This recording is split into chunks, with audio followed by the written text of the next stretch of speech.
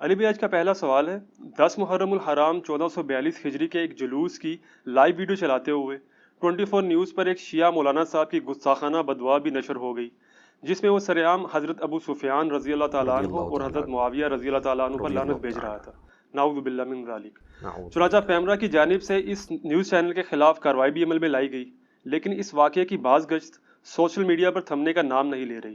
اس طرح کے واقعات کے حوالے سے علی بھائی کا کیا موقف ہے؟ دیکھیں جی، ہم اس کو کیٹاگوریکلی کنڈیم کرتے ہیں، اور میں بغیر کسی تردد کے شروع میں یہ ورڈکٹ دے دوں کہ چاہے اہل بیت ہوں علیہم السلام، امہات المومنین ہوں علیہم السلام، یا صحابہ اکرام علیہم رضوان ہوں، کسی کی شان میں بھی اس طرح کی گستاخی کرنا یا ان پر لعنت بھیجنا، نعوذ باللہ، سب و شتم کرنا، یہ 100% حرام اور گناہ کبیرہ ہے۔ حتیٰ کہ حضرت معاویہ رضی اللہ تعالیٰ عنہ، حضرت مغیرہ ابن شعبہ رضی اللہ تعالیٰ عنہ، حضرت عمر ابن عاص رضی اللہ تعالیٰ عنہ، خواہ یہ 3 شخصیات ہی کیوں نہ ہوں جن سے مولا علی رضی اللہ تعالیٰ عنہ علیہ السلام اپنی وفات تک ناراض رہے، اس کے باوجود صرف علمی اختلاف کی ہم اجازت دیں گے، ان کے بارے میں گالی گلوچ کرنا یا لعنت بھیجنا یہ مسلمانوں کی روش نہیں ہے۔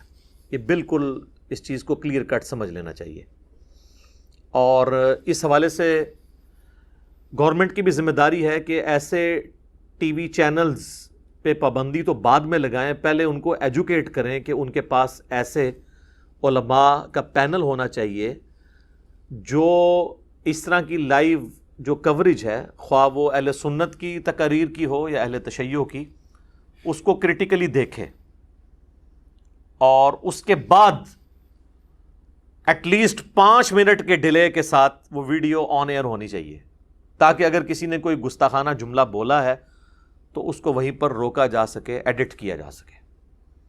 ادروائز یہ سلسلہ پھر تھمے گا نہیں، اور ایجوکیشن اس میں ضروری ہے۔ یہاں تو لوگوں کا حال یہ ہے کہ اگر کسی عربی کے ساتھ جھگڑا ہو جائے اور وہ عربی میں گالیاں بھی دیں ان کو، تب بھی یہ لوگ سمجھیں گے کہ وہ قرآن ہی پڑھ رہا ہے، سبحان اللہ ہی کہتے رہیں گے۔ تو اس طرح کی نیشن کے اندر ان بیچاروں کو کیا پتا تھا کہ عربی کے اندر وہ کیا بول رہے ہیں، ٹی وی چینلز والوں کو؟ تو اس اعتبار سے ان کو ایس او پی ملنا چاہیے، وہ اسٹرکٹلی اس کو فالو کرنا چاہیے۔ اور حیران کن بات ہے کہ ٹی وی چینل پہ تو پیمرا نے پابندی لگا دی ہے، اور وہ جو بدبخت کھڑا ہو کے یہ سارے بکواسات کر رہا تھا، اس کو بھی پکڑا ہے کسی نے کہ نہیں؟ اصل تو اس کو پکڑنے کی ضرورت تھی۔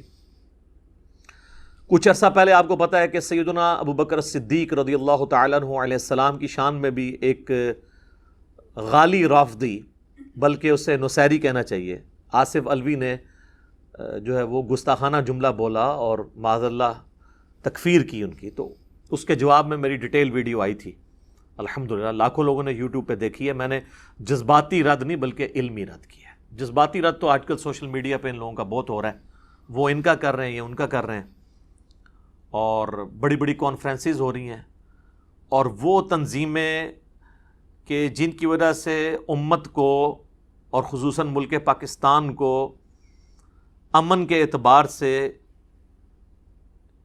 یہاں پر کئی ایک تکلیف کا سامنا رہا اور فسادات بھگتنے پڑے کئی دہائیوں تک، وہ دوبارہ سے تنظیمیں اب منظر عام پہ آ گئی ہیں، اور اسی مکتب فکر کے علماء جو ان تنظیموں کے ایٹیچیوڈ کے اوپر خود تان کرتے تھے، اب وہ خود ان کی سربراہی کر رہے ہیں۔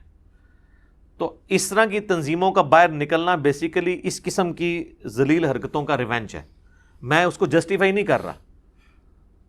جس طریقے سے ڈاکٹر اشرف آصف جلالی صاحب نے سیدہ فاطمہ سلام اللہ علیہا کے بارے میں ایک خود ساختہ جھوٹا جملہ بولا، اور اس کے ریونج میں اہل تشیع کی جانب سے سیدنا ابوبکر صدیق رضی اللہ تعالیٰ عنہ علیہ السلام کی گستاخیاں شروع ہوئیں، بالکل اس طریقے سے۔ جب یہ والا ایٹیچیوڈ ہوگا جو یہ اڈاپٹ کیا گیا اہل تشیع کے غیر ذمہ دار ذاکر یا عالم کی جانب سے اعلانیہ، تو پھر ظاہر ہے کہ وہی تنظیمیں جن سے آپ کو اختلاف تھا اب دوبارہ ان کو موقع مل گیا، کہ وہ اپنا وہ سودا اپنی پبلک میں بیچیں. تو یہ دونوں طرف کی علماء کو دیکھنے کی ضرورت ہے کہ یہ کس طرف امت کو لے کے جا رہے ہیں. اور یہاں پر میں اہل تشیع سے بھی کہوں گا کہ وہ اپنے جو بڑے علماء ہیں ان کی ذرا ویڈیوز دیکھیں. خصوصاً یہ آصف علوی والے مسئلے پہ بھی ذمہ دار علماء نے کہا کہ یہ غلط کام ہوا ہے, یہ گناہ کبیرہ ہے اس طرح کی بات کرنا.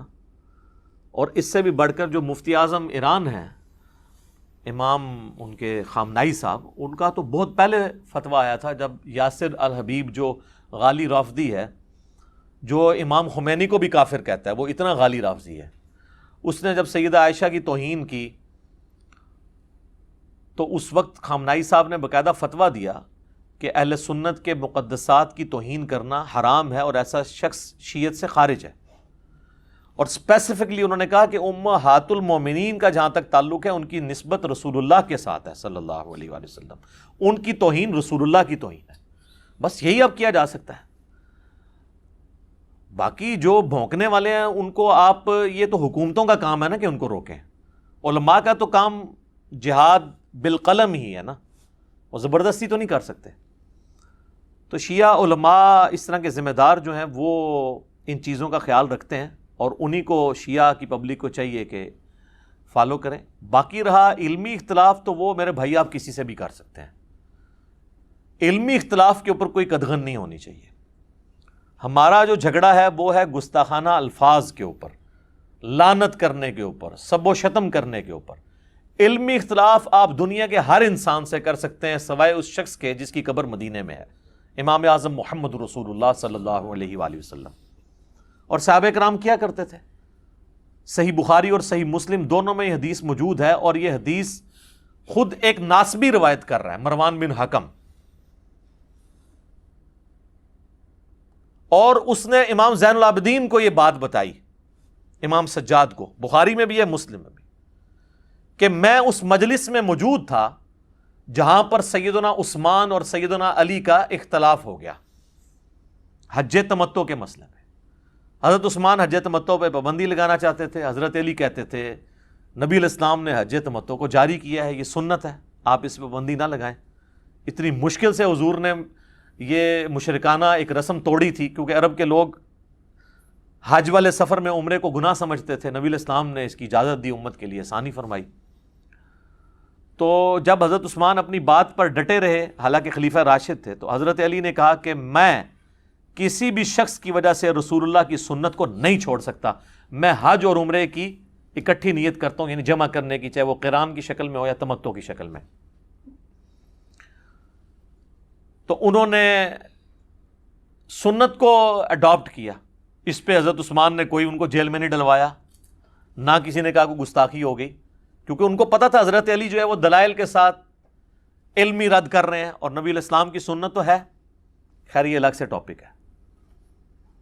اسی طریقے سے جامعہ ترمذی میں حدیث ہے, اہل شام میں سے ایک شخص آتا ہے حضرت عبداللہ بن عمر کے پاس, حضرت معاویہ کا دور ہے, اور شامی تو آپ کو پتہ ہے ان کی ایک اٹیچمنٹ بھی ہے, اور وہ شام سے آتا ہے. حضرت معاویہ نے پھر اپنے دور کے اندر حج تمتع کے اوپر پابندی لگائی, حضرت علی نے اس کو بحال کیا تھا, لیکن پھر وہ پابندی جب دوبارہ لگی تو امت نے ایکسیپٹ نہیں کیا. تو عبداللہ بن عمر سے آ کے وہ شخص کہتا ہے, ترمذی کے الفاظ ہیں, کہ بتائیے حج تمتع جائز ہے, ایک ہی سفر میں حج اور عمرے کو جمع کرنا؟ تو ان کا جائز, یہ تو سنت ہے, یعنی نبی علیہ السلام کا جاری کردہ طریقہ. اگرچہ آپ نے قران کیا, لیکن وہ بھی ایک حج اور عمرے کو جمع کرنے کی شکل ہے.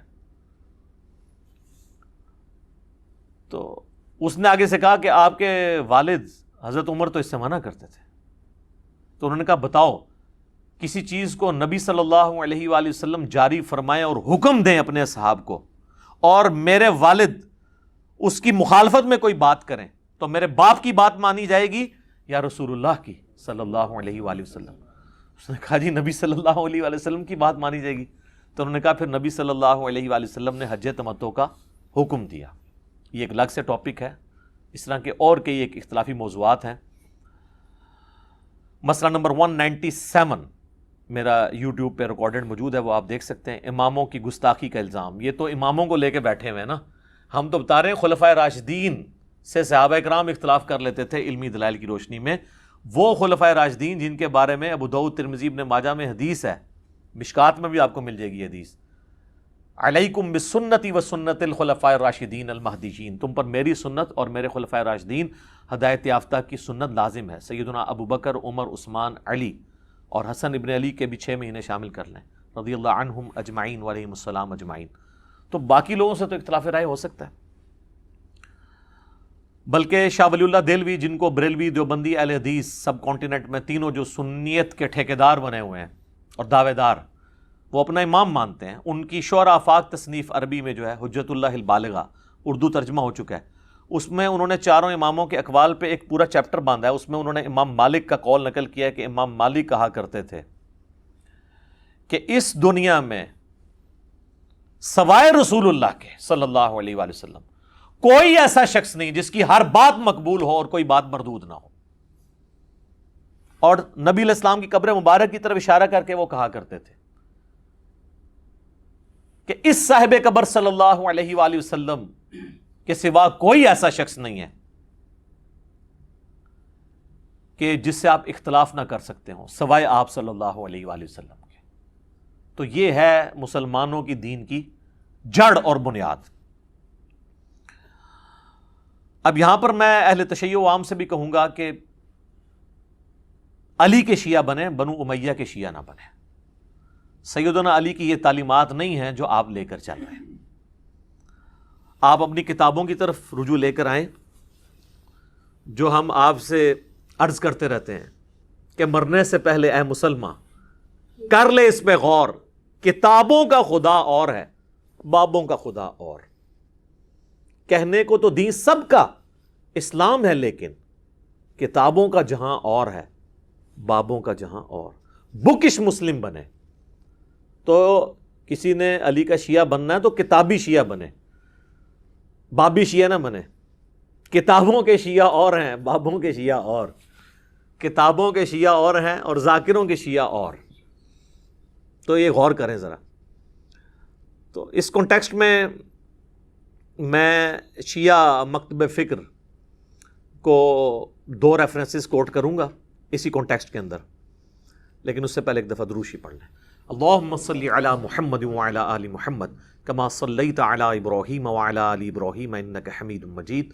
اللہم بارک علی محمد وعلی آل محمد کما بارکت علی ابراہیم وعلی آل ابراہیم انک حمید مجید. آمین. میرے بھائیو، یہ دونوں ریفرنسز ان کی شعراء آفاق تصنیف، جس کو وہ فالو بھی کرتے ہیں، اس کا ذکر بھی کرتے ہیں، نہج البلاغہ، سیدنا مولا علی رضی اللہ تعالیٰ عنہ علیہ السلام کے خطبات اور ان کے مکتوبات کا مجموعہ ہے. اس کے اوپر الگ سے میری کئی ویڈیوز ریکارڈڈ ہیں. بہرحال نہج البلاغہ کو مقبولیت اہل تشیع کے ہاں جتنی حاصل ہوئی عرب و عجم کے اندر، اور کسی کتاب کو نہیں. ویسے حدیث کی کتابیں جس طرح ہماری بخاری اور مسلم ہے، اس لیول کی ان کی جو کتاب ہے وہ اصول الکافی ہے، لیکن اس کو بھی اتنی شہرت نہیں ملی جتنی شہرت نہج البلاغہ کو ملی. یہ میرے بھائیو نہج البلاغہ اب نئی پرنٹ ہو کے آئی ہے، بڑی خوبصورت کمپوزنگ میں، مجھے گفٹ بھیجی ہمارے ایک دوست نے. تو اس سے میں نے 5 ریفرنسز، پچھلے دنوں بھی میری ویڈیو ریکارڈ ہوئی تھی، سیدنا ابوبکر صدیق رضی اللہ تعالیٰ عنہ علیہ السلام کی گستاخی جو کی تھی ایک نصیریہ ذاکر نے، اس کے رد میں، تو میں نے اس میں حوالہ اس میں بھی دیا تھا اسی سے، اور آج بھی میں اس سے 2 ریفرنسز دوں گا. پہلا ریفرنس جو ہے وہ نہج البلاغہ سے خطبہ نمبر ہے 204 مولا علی کا، اور یہ مفتی جعفر حسین صاحب رحمہ اللہ تعالیٰ فوت ہو چکے ہیں. ان کا یہ ترجمہ ہے. شیعہ کے ایک اتھینٹک علماء میں سے ایک بڑی پرسنالٹی تھے. تو آپ دیکھیں اس خطبے کا عنوان کیا ہے، وَقَدْ سَمِعَ قَوْمًا مِّنْ أَصْحَابِهِ يَسُبُّونَ أَهْلَ الشَّامِ أَيَّامَ حَرْبِهِمْ بِصِفِّينَ. اور جب مولا علی علیہ السلام نے اپنے ساتھیوں کو سنا کہ وہ جنگ کے دوران اہل شام، یعنی حضرت معاویہ رضی اللہ تعالیٰ عنہ کی پارٹی پر سب و شتم کر رہے تھے، جنگ کے دنوں میں جب آپ نے تلوار اٹھا لی تو باقی چیزیں تو چھوٹی ہوگی، لیکن اخلاقیات سے نہیں کسی کو گرنا چاہیے.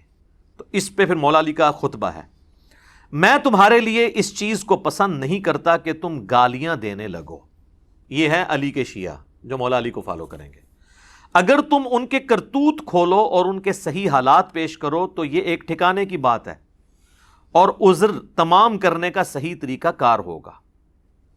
یعنی علمی طریقے سے رد کرو، گالی دینے سے کیا ملے گا؟ تم گالم گلوچ کے بجائے یہ کہو خدایا ہمارا بھی خون محفوظ رکھ اور ان کا بھی، اور ہمارے اور ان کے درمیان اصلاح کی صورت پیدا کر اور انہیں گمراہی سے ہدایت کی طرف لا تاکہ حق سے بے خبر حق کو پہچان لیں اور گمراہی اور سرکشی کے شیدائی اس سے اپنا رخ موڑ لیں. یہ ہے میرے بھائیوں ایک طریقہ پازیٹیو چیزوں کو ہائی لائٹ کرنے کا. اور مزے کی بات بتاؤں، اسی سے ملتا جلتا خطبہ اہل سنت کے ہاں آپ کو المستدرک للحاکم میں مل جائے گا. انٹرنیشنل نمبر کے مطابق 8658 نمبر حدیث ہے جس میں مولا علی کے الفاظ ہیں کہ اہل شام کو گالی مت دو بلکہ ان کے کرتوتوں کو برا کہو، یا ان میں جو برے لوگ ہیں ان کو برا کہو، ان کو گالی مت دو. تو یہ نہج البلاغہ میں بھی خطبہ آ گیا اور المستدرک للحاکم کے اندر بھی آ گیا. اچھا، دوسرا ریفرنس وہ ہے مولا علی رضی اللہ تعالیٰ عنہ علیہ السلام نے ایک مکتوب لکھا تھا معاویہ ابن ابی سفیان کے نام. یہ خط نمبر ہے مکتوب نمبر 6. اچھا، یہ جو میں آپ کو نمبرنگ بتا رہا ہوں یہ پوری دنیا میں سٹینڈرڈ ہے، عربی میں، فارسی میں، اردو میں، ایون جتنے ورژن آپ کو ملیں گے پرنٹنگ والے سب میں نمبرنگ یہی ہوگی، خطبوں کی اور مکتوب کی. یہ خط ہے. یہ خط انہوں نے لکھا ہے جب حضرت معاویہ نے خلیفہ وقت کی بیعت سے انکار کیا، امام وقت کے خلاف بغاوت کی، تو اس میں حضرت علی نے ان کو سمجھانے کے لیے کیا لکھا؟ جن لوگوں نے ابو بکر، عمر اور عثمان کی بیعت کی تھی انہوں نے میرے ہاتھ پر اسی اصول کے مطابق بیعت کی ہے جس اصول پر وہ ان کی بیعت کر چکے تھے. یعنی مولا علی یہ کہہ رہے ہیں کہ میری خلافت کی دلیل یہ ہے کہ جس اصول پہ خلفائے ثلاثہ کی بیعت ہوئی ہے، جن اصحاب نے کی ہے، اسی اصول کے اوپر میری بیعت ہوئی ہے جن پہ خلفائے ثلاثہ کی ہوئی تھی. اچھا، بعض شیعہ کہتے ہیں یہ انہوں نے بیسیکلی الزامی جواب کے طور پہ حضرت معاویہ کو کہا تھا. اس کا یہ مطلب نہیں کہ وہ خلفائے ثلاثہ کی بیعت کو درست سمجھتے تھے، نہ، یہ آپ نے غلط رزلٹ نکالا ہے. یہ مکتوب خود اپنی حفاظت کرے گا کہ آپ اپنا لقمہ اس کے منہ میں نہیں ڈال سکتے. آگے جا کے مولا علی کہیں گے کہ وہ اصحاب جنہوں نے 3 خلفاء کو چنا تھا اور مجھے بھی چنا ہے، ان کا چننا اس میں اللہ کی خوشنودی ہے اور ان اصحاب کی مخالفت اللہ کی مخالفت ہے. تو بات ہی ختم ہو گئی. اب آپ جتنی مرضی اپنی پبلک کو کہانیاں کرواتے رہیں، باطل تو نہیں داخل ہو سکتا. اب وہ کیا کہتے ہیں؟ اور اس کی بنا پر جو حاضر ہے اسے پھر نظر ثانی کا حق نہیں، اور جو بر وقت موجود نہ ہو اسے رد کرنے کا اختیار نہیں، اور شورا کا حق صرف مہاجرین اور انصار کو ہے، اور اگر وہ کسی پر ایکا کر لیں اور اسے خلیفہ سمجھ لیں تو اسی میں اللہ کی رضا اور خوشنودی سمجھی جائے گی. اب جو کوئی اس کی شخصیت پر اعتراض یا نیا نظریہ اختیار کرتا ہوا الگ ہو جائے تو اسے وہ سب اسی طرح واپس لائیں گے جدھر سے وہ منحرف ہوا ہے. اب دیکھیں، وہ کہہ رہے ہیں اللہ کی رضا ہے، جو ہٹے گا اسے واپس لایا جائے گا. وہ سورۃ الحجرات میں بھی آیا نا کہ اگر مسلمانوں کا کوئی گروہ باغی ہو جائے اور وہ نہ سمجھ رہا ہو تو اسے قتال کر کے آمادہ کرو کہ واپس آئے. اسی کے تحت مولا علی نے جنگ جمل، صفین اور نہروان لڑی تھی. اور اگر انکار کرے تو اس سے لڑیں. یہ وہی بات آ گئی، کیونکہ وہ مومنوں کے طریقے سے ہٹ کر دوسری راہ پر ہو لیا ہے، اور جدھر وہ پھر گیا ہے اللہ بھی اسے ادھر ہی پھیر دے گا. اے معاویہ، میری جان کی قسم، اگر تم اپنی نفسانی خواہشوں سے دور ہو کر عقل سے دیکھو تو سب لوگوں سے زیادہ مجھے عثمان کے خون سے بری پاؤ گے، مگر یہ کہ تم بہتان باندھ کر کھلی ہوئی چیزوں پر پردہ ڈالنے لگے ہو. والسلام. شکر ہے جی، اسلام لکھ دیتا ہے. اسلام کا مطلب ہے کہ انہوں نے وہ مسلمان سمجھا ہے، ٹھیک ہے نا. اور بیعت پہ آمادہ کرنے کا مطلب یہ ہے کہ ان کو مسلمان سمجھتے تھے تبھی بیعت پہ آمادہ کیا نا. کافر سے تو نعوذ باللہ بیعت نہیں لینی تھی. تو آپ یعنی وہ سلام بھیج رہے ہیں اور آپ جناب لانتے بھیج رہے ہیں. آپ دیکھ لیں, آپ علی کے شیعہ ہیں یا بنو امیہ کے شیعہ ہیں یا ان کے شیعہ ہیں جن کے نام مولا علی نے خط لکھا ہے, تو آپ اسی کے شیعہ بنیں جو جس کا شیعہ آپ کو بننا چاہیے, پارٹی کا بندہ, مولا علی کا پارٹی کا بندہ.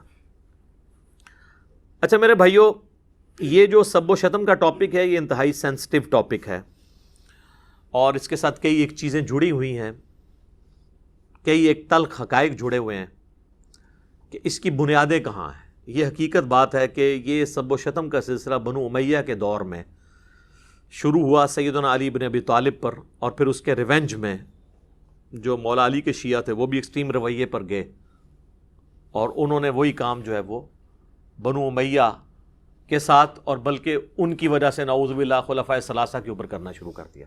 اچھا یہ میں بنو امیہ جب بھی نام لوں تو آپ نے حضرت عثمان کے پیچھے جا کے نہیں چھپنا یا عمر بن عبد العزیز کے پیچھے نہیں چھپنا, یہ غلط ایٹیچیوڈ ہے. یہ اس طریقے سے ہی ہے جس طرح اگر ہم بنو ہاشم کے فضائل بیان کریں جو بخاری مسلم میں آتا ہے کہ نبی علیہ السلام نے فرمایا کہ اللہ تعالیٰ نے سب سے بہترین خاندان کو یعنی انسانیت میں چنا, تو آپ یہ کہیں گے جی چنگا عظیم خاندان ہے, ابو لہب پیدا ہو گیا اتھے, تو پھر ظاہر انڈرسٹوڈ ہوگا رسول اللہ نے حالانکہ اس کو علیحدہ نہیں کیا کہ سوائے ابو لہب کے,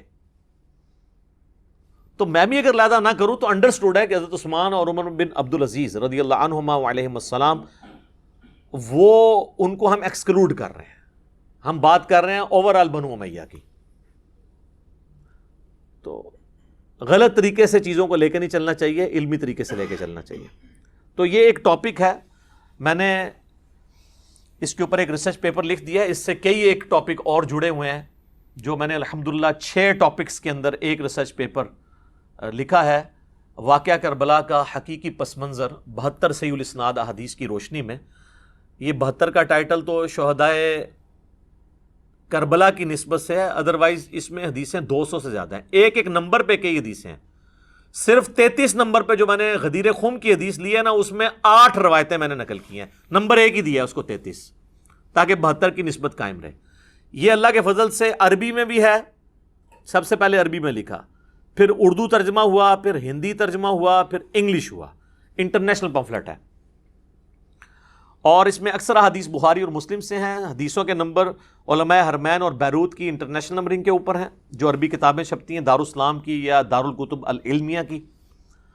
اور اس ریسرچ پیپر میں بخاری مسلم کے علاوہ جو حدیث کی کتابیں ہیں ان میں نے ہر حدیث کی کتاب میں جو حدیث تھی اس کے اوپر دور حاضر کے بڑے محققین کی تحقیم لگائی ہے. شیخ البانی کی, شیخ زبیر لیزئی کی, شیخ شعیب ارناؤت کی رحمہم اللہ اجمعین.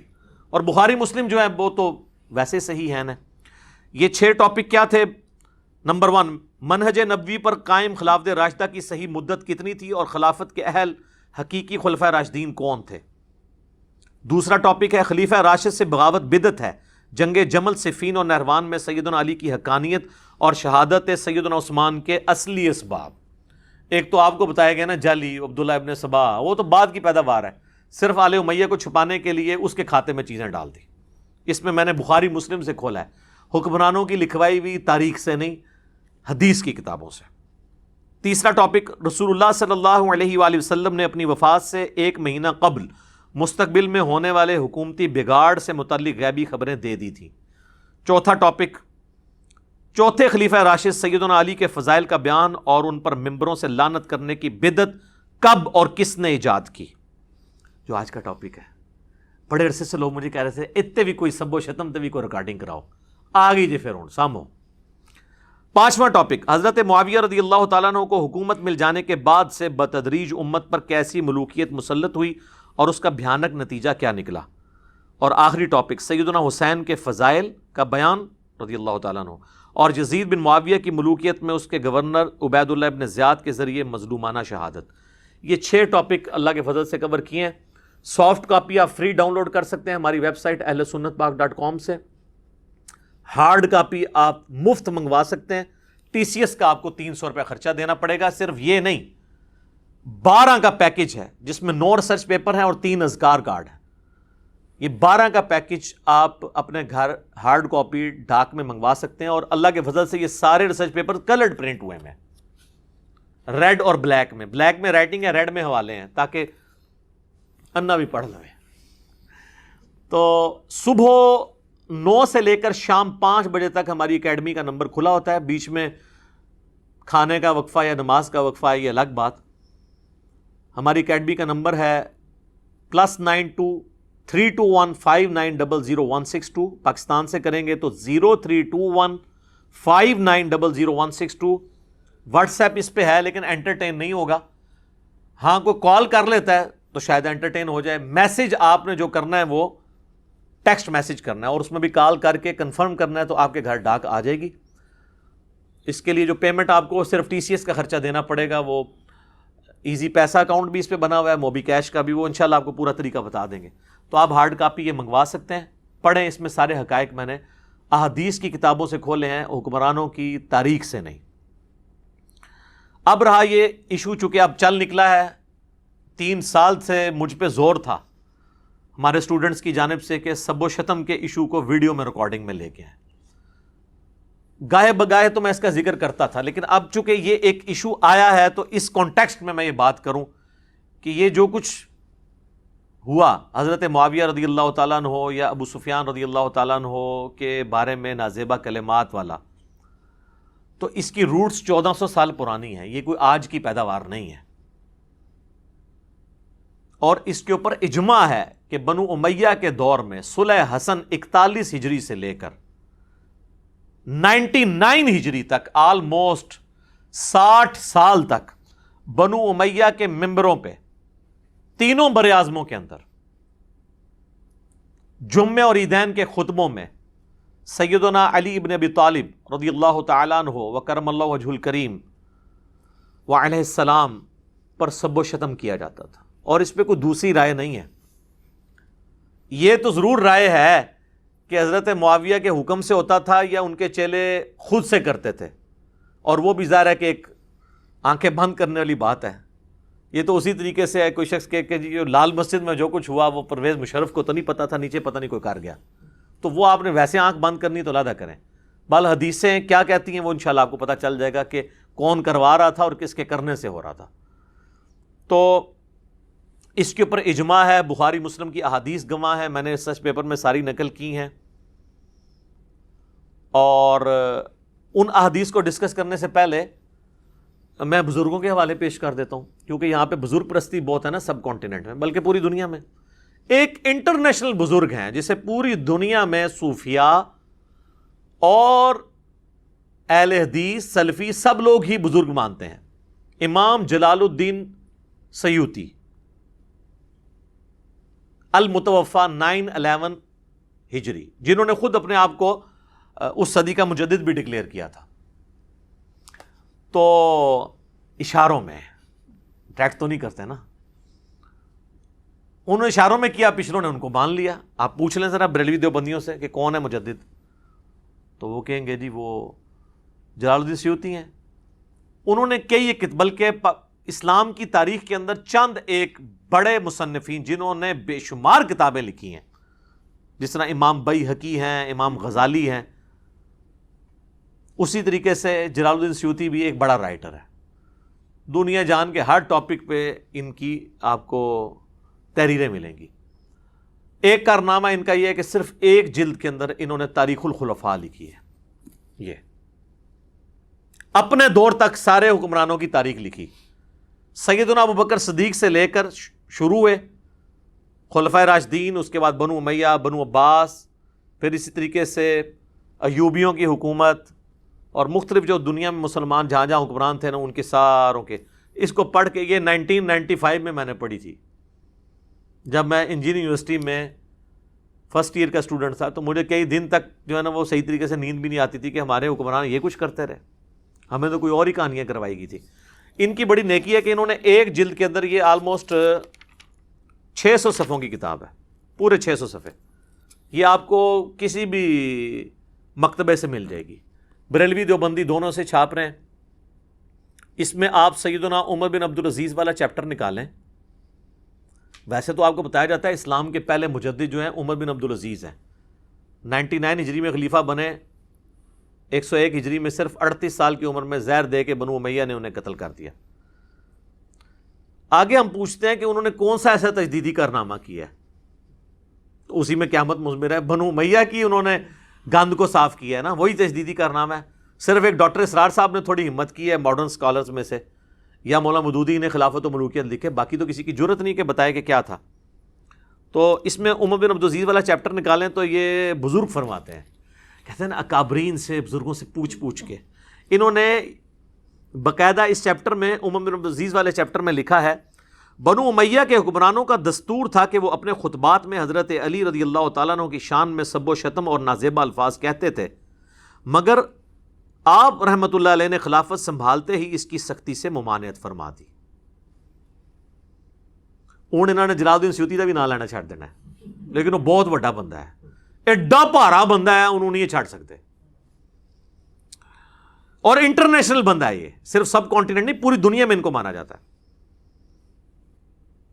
اور اپنے گورنروں کو لکھا کہ ممالک محروسہ میں آندہ ایسا نہ ہو اور ان کی شان میں جو نازیبہ الفاظ استعمال کیے جاتے تھے ان کی جگہ آندہ سے یہ الفاظ بولے جائیں.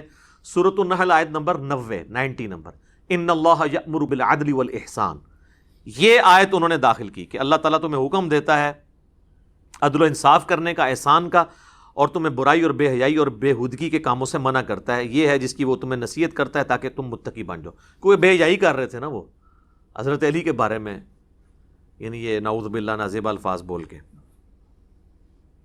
چنانچہ تب سے اب تک خطبات کے آخری جملے یہی پڑھے جاتے ہیں, اور واقعی پڑھے جا رہے ہیں, ہم تو خطبات میں سن رہے ہیں. یہ جو آپ کو خطبے دیتے ہیں ان سے پوچھیں یہ آیت جو آپ خطبے میں پڑھتے ہیں یہ کس حدیث میں آیا کہ نبی الاسلام پڑھتے تھے؟ تو آپ بتائیں گے عمر بن عبدالعزیز نے داخل کی ہے. پھر آگے پوچھیں کیوں داخل کی ہے, پھر وہ آپ سے کہیں گے یہ تو انجینئر کو تو نہیں سنتا. ہاں انجینئر. اچھا جی, یہ تو وہ بزرگ ہیں ان کو بریلوی دیوبندی اہل حدیث سب مانتے ہیں. اہل حدیث کو ذرا زیادہ مسئلہ ہوتا ہے, ان کے تو ہم نے ایک بزرگ دریافت کر لیے ہیں جن کے نام پہ ان کا فرقہ چل رہا ہے, وہابی. محمد بن عبد الوہاب صاحب کا بیٹا ہے عبداللہ بن محمد بن عبد الوہاب, المتوفا 1242 ہجری, اب 1442 چل رہا ہے, ایگزیکٹ 200 سال پہلے وہ فوت ہوئے ہیں. ان کی کتاب ہے سیرۃ الرسول, جس کے حوالے الرحیق المختوم میں بھی موجود ہیں. آلموسٹ 800 صفحوں کی یہ کتاب ہے. اس کا PDF ہماری ویب سائٹ پہ رکھا ہوا ہے, اور ہارڈ کاپی بھی آپ ہماری اکیڈمی میں رابطہ کر سکتے ہیں. آج کل اس کی وہ ختم ہوئی ہوئی ہیں, پرنٹنگ میں گئے ہوئے ہیں, انشاءاللہ پھر آپ کو مل جائے گا. اور یہ جیلم سے ہی چھپی ہے, دارالاسلام نے عربی میں چھاپی تھی, اردو ترجمہ ہی نہیں کیا. جیلم والوں سے ہو گیا, آپ وہ پچھتا رہے ہوں گے کہ کیوں ہو گیا. اس میں اس کی خوبی یہ ہے کہ اس میں خلفائے راشدین کے اوپر بھی انہوں نے چیپٹر باندھے اینڈ پہ نا. تو مولا علی والا ذرا چیپٹر نکال لیں, اس میں کئی ایک حوالے ہیں. وہ آج ٹاپک نہیں, چونکہ اسی ٹاپک سب و شتم کو میں کور کر رہا ہوں, تو اس میں 797 نمبر پیج ہے. عربی میں بھی آپ کو مل جائے گا, اردو میں بھی حضرت علی والا چیپٹر بالکل اینڈ پہ. تو یہ جس کو کہتے ہیں نہیں ہم وہابی ان کی وجہ سے, ویسے تو کہتے ہیں اللہ کی وجہ سے, اللہ کی وجہ سے نہیں, وہ انہی کی طرف منسوب کیا جاتا ہے. ویسے وہ بھی غلط ہے, کیونکہ ان کا نام تھا محمد بن عبد الوہاب اور یہ ان کا بیٹا ہے عبداللہ. وہ لکھتے ہیں بنو امیہ ان کی تنقیص اور ان کے بارے میں نازیبہ الفاظ استعمال کرتے رہے, مگر اس سے علماء کے دل میں ان کی محبت بڑھ گئی, مولا علی کی, اور قدر و منزلت میں اضافہ ہو گیا. عمر بن عبداللہ بن زبیر کہتے ہیں رحمہ اللہ تعالی, بنو امیہ 60 سال تک ان کو گالیاں دیتے رہے مگر ان کا کچھ نہ بگاڑ سکے, بلکہ ان کی شان پہلے سے بھی بلند ہو گئی. دین نے ایک عمارت کھڑی کی جس کو دنیا نے گرانے کی کوشش کی, دنیا کچھ نہ بنا سکی, اور جو کچھ بنایا اس کو بھی منہدم کر دیا. یعنی مولا علی سے جو ٹکرایا وہ خود ہی بدنام ہوا ہے. آپ دیکھ لیں, بنو امیہ نے 60 سال تک لعنت کی ہے نا, 1400 سال سے لعنتیں کھا رہے ہیں. یعنی میں یہ نہیں کہہ رہا کہ وہ جو لعنتیں کر رہے ہیں وہ صحیح کر رہے ہیں, یہ یعنی ایک مکافات عمل والا مسئلہ ہے. تو وہ اپنی کیتیاں آگے آئی ہیں. دوسرے الفاظ میں وہ پنجابی میں کہا جاتا ہے نا, اپنے کیے ہوئے اعمال آگے ہیں. میں اس کو جسٹیفائی نہیں کر رہا, لیکن ان کو سوچنا چاہیے کہ یار یہ بھی ہو جاتا ہے. دنیا مکافات عمل کا نام ہے, یہاں پہ ایسا ہو جاتا ہے. تو یہ 2 حوالے ہو گئے بزرگوں کے. اس دور میں انٹرنیشنل لیول کے اوپر مسلمانوں میں جینیس پرسنالٹی ہیں مولانا مودودی رحمہ اللہ تعالی. تیسرا والا میں طاق کرنے کے لیے ان کا پیش کر دیتا ہوں، خلافت و ملوکیت. کیونکہ پڑھا لکھا طبقہ تو مولویوں کو اور اماموں بزرگوں کو کسی کھاتے میں نہیں مانتا. وہ کہتا ہے جی کوئی کو پڑھ لکھے سیاڑے بندے دی گل کرو. مولوی تو ہو سکتا ہے ان کو کچھ نہ سمجھتے ہوں، لیکن جو ان کو سمجھتے ہیں نا وہ ان کو اور ان کے بزرگوں کو کچھ نہیں سمجھتے. تو لہٰذا ہم نے تو ہر طبقے کو ایڈریس کرنا ہے نا. یہ تو انٹرنیشنل پلیٹ فارم ہے. یہ خلافت و ملوکیت کا نیا ورژن ہے اور پوری تخریج کے ساتھ ہے. ایک ایک بات کا نیچے ریفرنس لکھا ہوا ہے اہل سنت کی کتابوں کا. اس میں جو چیپٹر ہے نا حضرت معاویہ رضی اللہ تعالیٰ عنہ کا عہد، اس میں وہ لکھتے ہیں ایک اور نہایت مکروہ بدعت حضرت معاویہ رضی اللہ تعالیٰ عنہ کے عہد میں یہ شروع ہوئی کہ وہ خود اور ان کے حکم سے ان کے تمام گورنر خطبوں میں برسر ممبر حضرت علی رضی اللہ تعالیٰ عنہ پر سب و شتم کی بوچھاڑ کرتے تھے، حتیٰ کہ مسجد نبوی میں ممبر رسول صلی اللہ علیہ وآلہ وسلم پر عین روضہ نبوی کے سامنے حضور صلی اللہ علیہ وآلہ وسلم کے محبوب ترین عزیز کو گالیاں دی جاتی تھیں، اور حضرت علی رضی اللہ تعالیٰ عنہ کی اولاد اور ان کے قریب ترین رشتہ دار اپنے کانوں سے یہ گالیاں سنتے تھے. یہ مسند ابی یعلا میں موجود ہے. سیدنا حسن و حسین کے سامنے مروان بن حکم نے کہا کہ اہل بیت تو ہے ہی لعنت والے لوگ، اہل بیت کا لفظ استعمال کر کے پھر انہوں نے جواب بھی دیا اس کا. یہ مسند ابی یعلا میں صحیح سند کے ساتھ موجود ہے. کسی کے مرنے کے بعد اس کو گالیاں دینا شریعت کو تو درکنار انسانی اخلاق کے بھی خلاف تھا، اور خاص طور پر جمعے کے خطبے کو اس گندگی سے آلودہ کرنا تو دین اور اخلاق کے لحاظ سے سخت گھناؤنا فعل تھا. حضرت عمر بن عبدالعزیز نے آ کر اپنے خاندان کی دوسری غلط روایات کی طرح اس روایت کو بھی بدل ڈالا اور خطبہ جمعہ میں سیدنا علی پر سب کرنے کی بجائے یہ آیت پڑھنا شروع کر دی، ان اللہ یأمر بالعدل والاحسان وایتاء ذی القربى وینہی عن الفحشاء والمنکر والبغی یعظکم لعلکم تذکرون.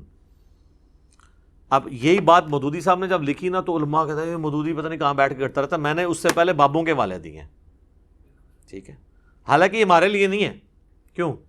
کیونکہ ہم تو کہتے ہیں کہ مرنے سے پہلے اے مسلمان کر لے اس پہ غور، کتابوں کا خدا اور ہے، بابوں کا خدا اور.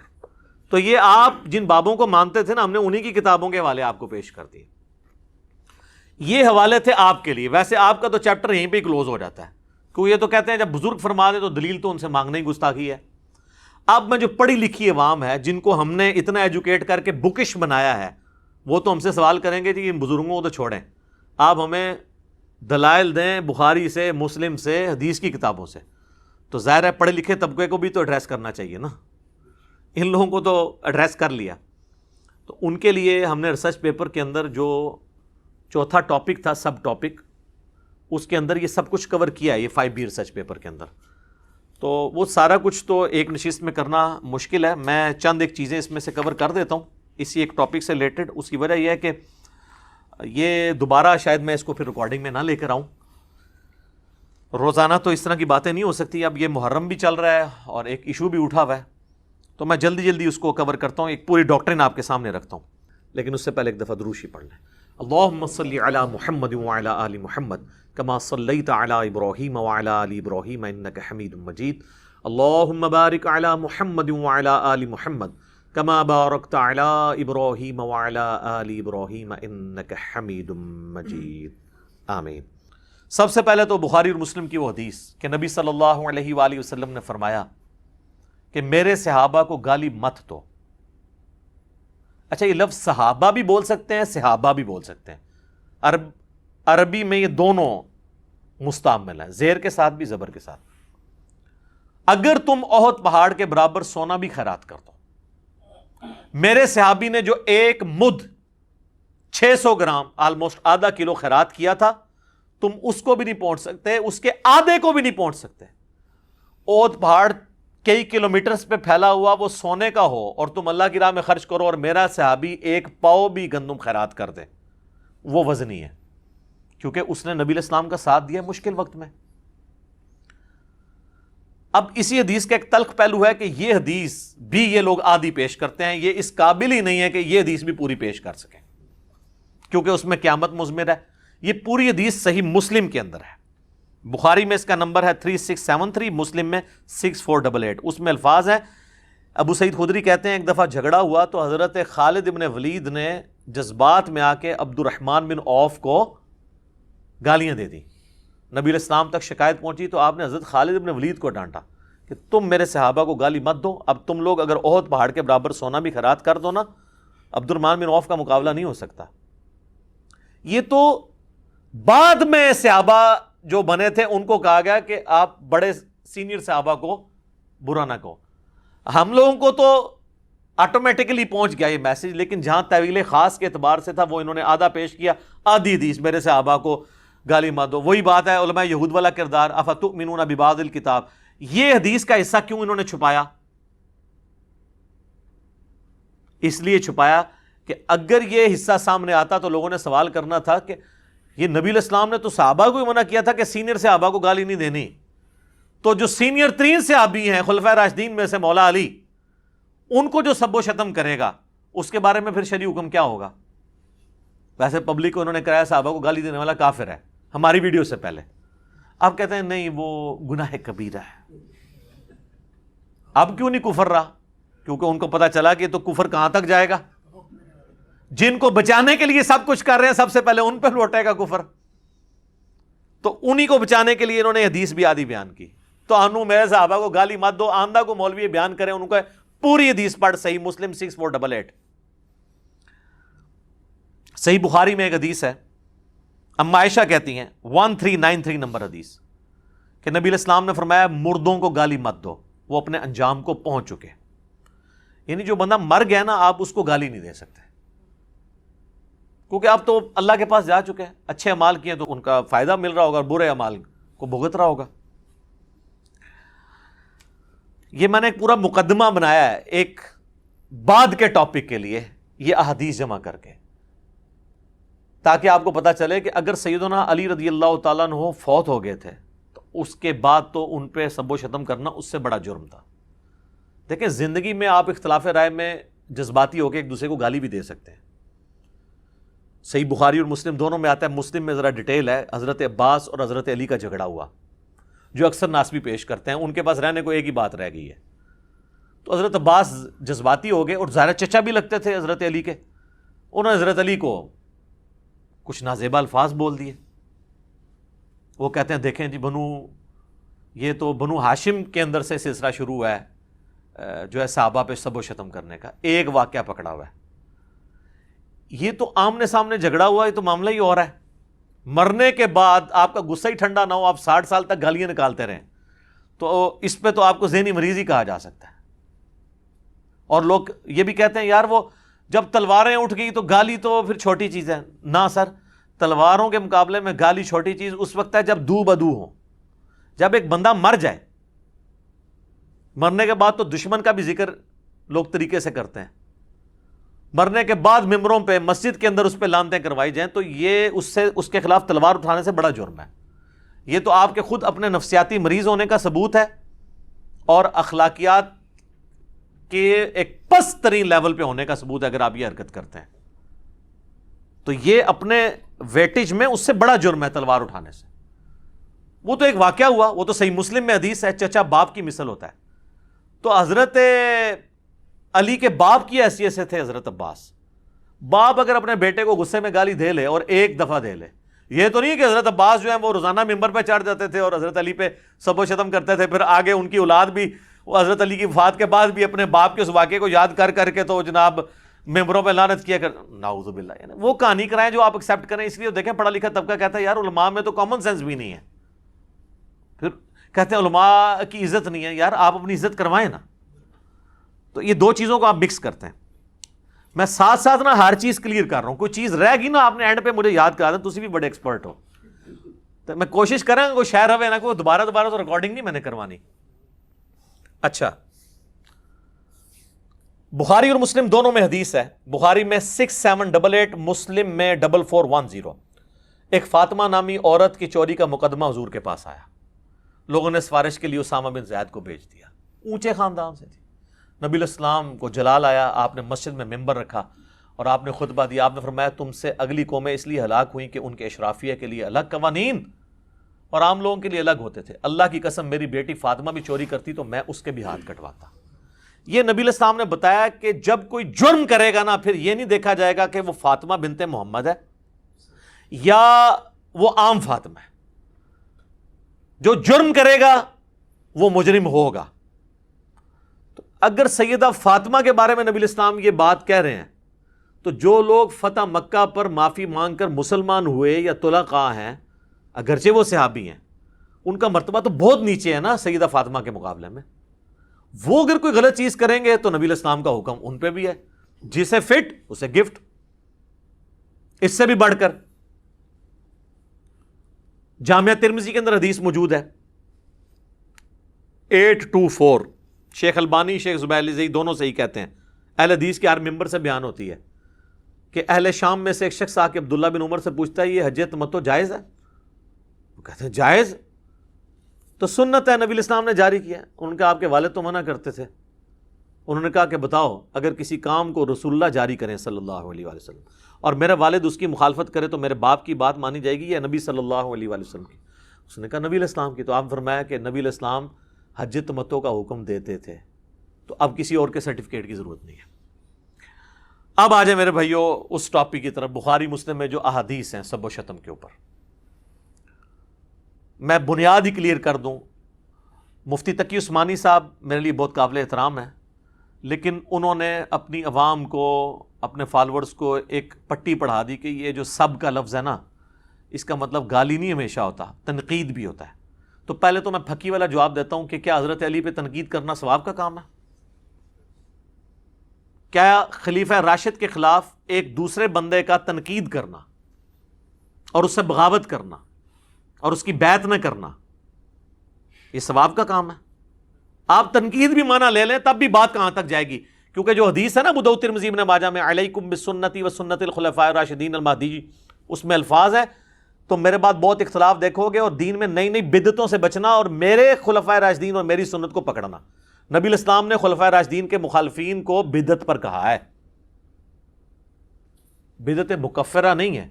اور اس میں بھی الگ بات ہے کہ جو اہل جمل ہیں انہوں نے تو رجوع کر لیا. سیدنا طلحہ زبیر سیدہ عائشہ رضی اللہ عنہم اجمعین کا معاملہ الگ ہے.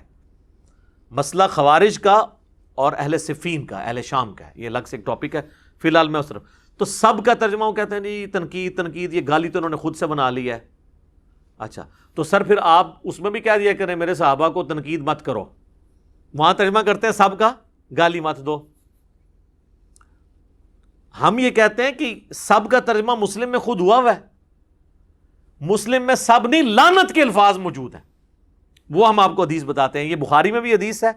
بخاری میں اس کا نمبر ہے 3703 اور مسلم میں ڈیٹیل کے ساتھ ہے 6229. اہل مروان آل مروان جو تھے بنو امیہ ان میں سے ایک شخص مدینے کا حاکم بنتا ہے اور سہل ابن سعد السعدی کو بلاتا ہے ممبر پر اور کہتا ہے کہ حضرت علی کے بارے میں نازیبا کلمات کہو. وہ انکار کرتے ہیں. وہ سابقون الاولون میں سے ہیں بلکہ وہ شیعان علی میں سے ہیں. بنو امیہ کے دور میں حضرت علی کے فضائل بیان کیا کرتے تھے. بخاری مسلم آپ کھول کے دیکھیں لوگ ان کو جب حج کے موقع پر ملتے کہ آپ چند اصحاب میں سے ہیں سینئر جو باقی ہیں جنہوں نے رسول اللہ کی صحبت کی تو آپ ہمیں بتائیں تو وہ ایک حدیث سنایا کرتے تھے بڑی گج وج کے کہ اللہ کی قسم میں جانتا ہوں کہ غزوہ احد کے موقع پر جب رسول اللہ کے دانت شہید ہوئے تو کون تھا جو حضور کے زخم دھوتا تھا اور کس نے مرہم پٹی کی. تو کہتے ہیں کہ نبی علیہ السلام کا خون نہیں رکتا تھا تو مولا علی ایک ڈھال میں اس کو الٹا کر کے برتن بنا کے اس میں پانی لے کے آئے اور سیدہ فاطمہ پانی لے کے حضور کا زخم دھوتی تھیں اور وہ جب زخم سے خون رسنا بند نہ ہوا تو انہوں نے کاٹن کا ایک کپڑا جلا کے اس کی راکھ رکھی تو خون رک گیا. اور وہ یہ ہر جگہ چیخ چیخ کے یہ حدیث سناتے تھے کیونکہ بنو امیہ کے دور میں حضرت علی پہ سب و شتم ہو رہا تھا تو وہ حضرت علی کے فضائل بیان کرتے تھے. لہٰذا انہوں نے پھر سوچا کہ یار اسی بندے کو جو مولا علی کا شیعہ ہے اسی سے ہی حضرت علی پہ لعنت کرا دیں تو باقی تو سارے ایکسیپٹ کر لیں گے. قبائلی سسٹم ہے. تو ان کو بلایا گیا سہل ابن سعد السعدی کو اور کہا کہ تم حضرت علی پہ سب و شتم کرو. تو انہوں نے کہا نہیں کبھی نہیں ہو سکتا ایسے. ان کا چلو تم اگر یہ نہیں کہہ سکتے لعن اللہ ابا تراب کہہ دو. نعوذ باللہ. یہ الفاظ ہیں مسلم 6229 ابو تراب علی ابن ابی طالب پر لعنت. نعوذ باللہ. ابو تراب کا مطلب ہے مٹی والا، اور یہ نام بنو امیہ حقارت سے لیتے تھے، مٹی والا، ہم بھی کسی کو کہیں گے مٹی والا۔ اس پہ پھر سہل ابن سعد نے کہہ لگایا، انہوں نے کہا تم تو حضرت علی کی تنقیص کرتے ہو ابو تراب کہہ کے۔ بنو امیہ جب ابو تراب کے تو آپ سمجھیں گے وہ تحقیر سے کہہ رہے ہیں، جبکہ حضرت علی سب سے زیادہ اس نام سے خوش ہوتے تھے۔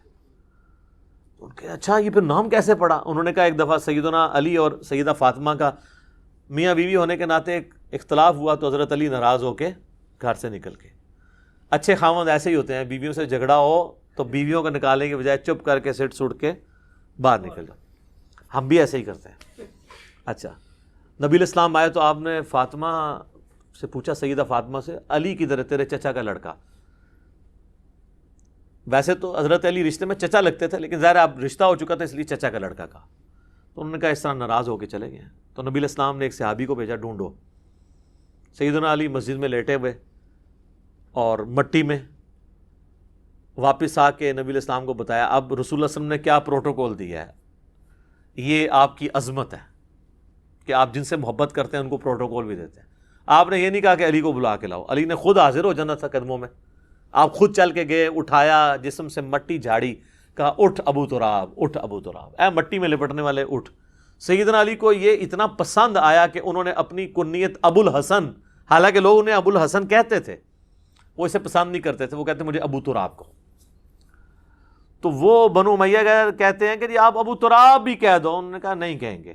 تو یہ سب کا ترجمہ جو تقی عثمانی صاحب نے آپ کو پڑھایا ہے نا، تھوڑی کتابیں بھی پڑھ لیں، کتابوں پہ بھی غور کر لیں، مرنے سے پہلے اے مسلمان کر لیں اس پہ غور۔ کتابوں کا خدا اور ہے، بابوں کا خدا اور، کتابوں کا دین اور ہے، بابوں کا دین اور، کتابوں کے دین کو فالو کریں۔ اب آ جائے میرے بھائیوں صحیح مسلم کی اس حدیث کی طرف۔ انٹرنیشنل نمبر کے مطابق ہے 6220، سعد ابن ابی وقاص رضی اللہ تعالیٰ عنہ، یہ آخر میں فوت ہونے والے بدری اصحاب میں سے 56 ہجری میں حضرت معاویہ کے دور میں فوت ہوئے ہیں۔ صحیح مسلم کے الفاظ ہیں کہ حضرت سعد ابن ابی وقاص حضرت معاویہ کے پاس بیٹھے تھے، تو حضرت معاویہ نے ان کو حکم دیا، امر معاویہ سعدن، معاویہ نے سعد کو حکم دیا، تو انہوں نے انکار کیا اور کہا میں ہرگز، پھر اس میں آگے الفاظ ہیں، جب انکار کیا تو حضرت سعد سے حضرت معاویہ نے پوچھا آپ کو کون سی چیز منع ہے کہ آپ ابو تراب پر سب نہیں کرتے؟ یہاں پہ ابو تراب تحقیر کی نیت سے ہے، کیونکہ بنو امیہ ابو تراب۔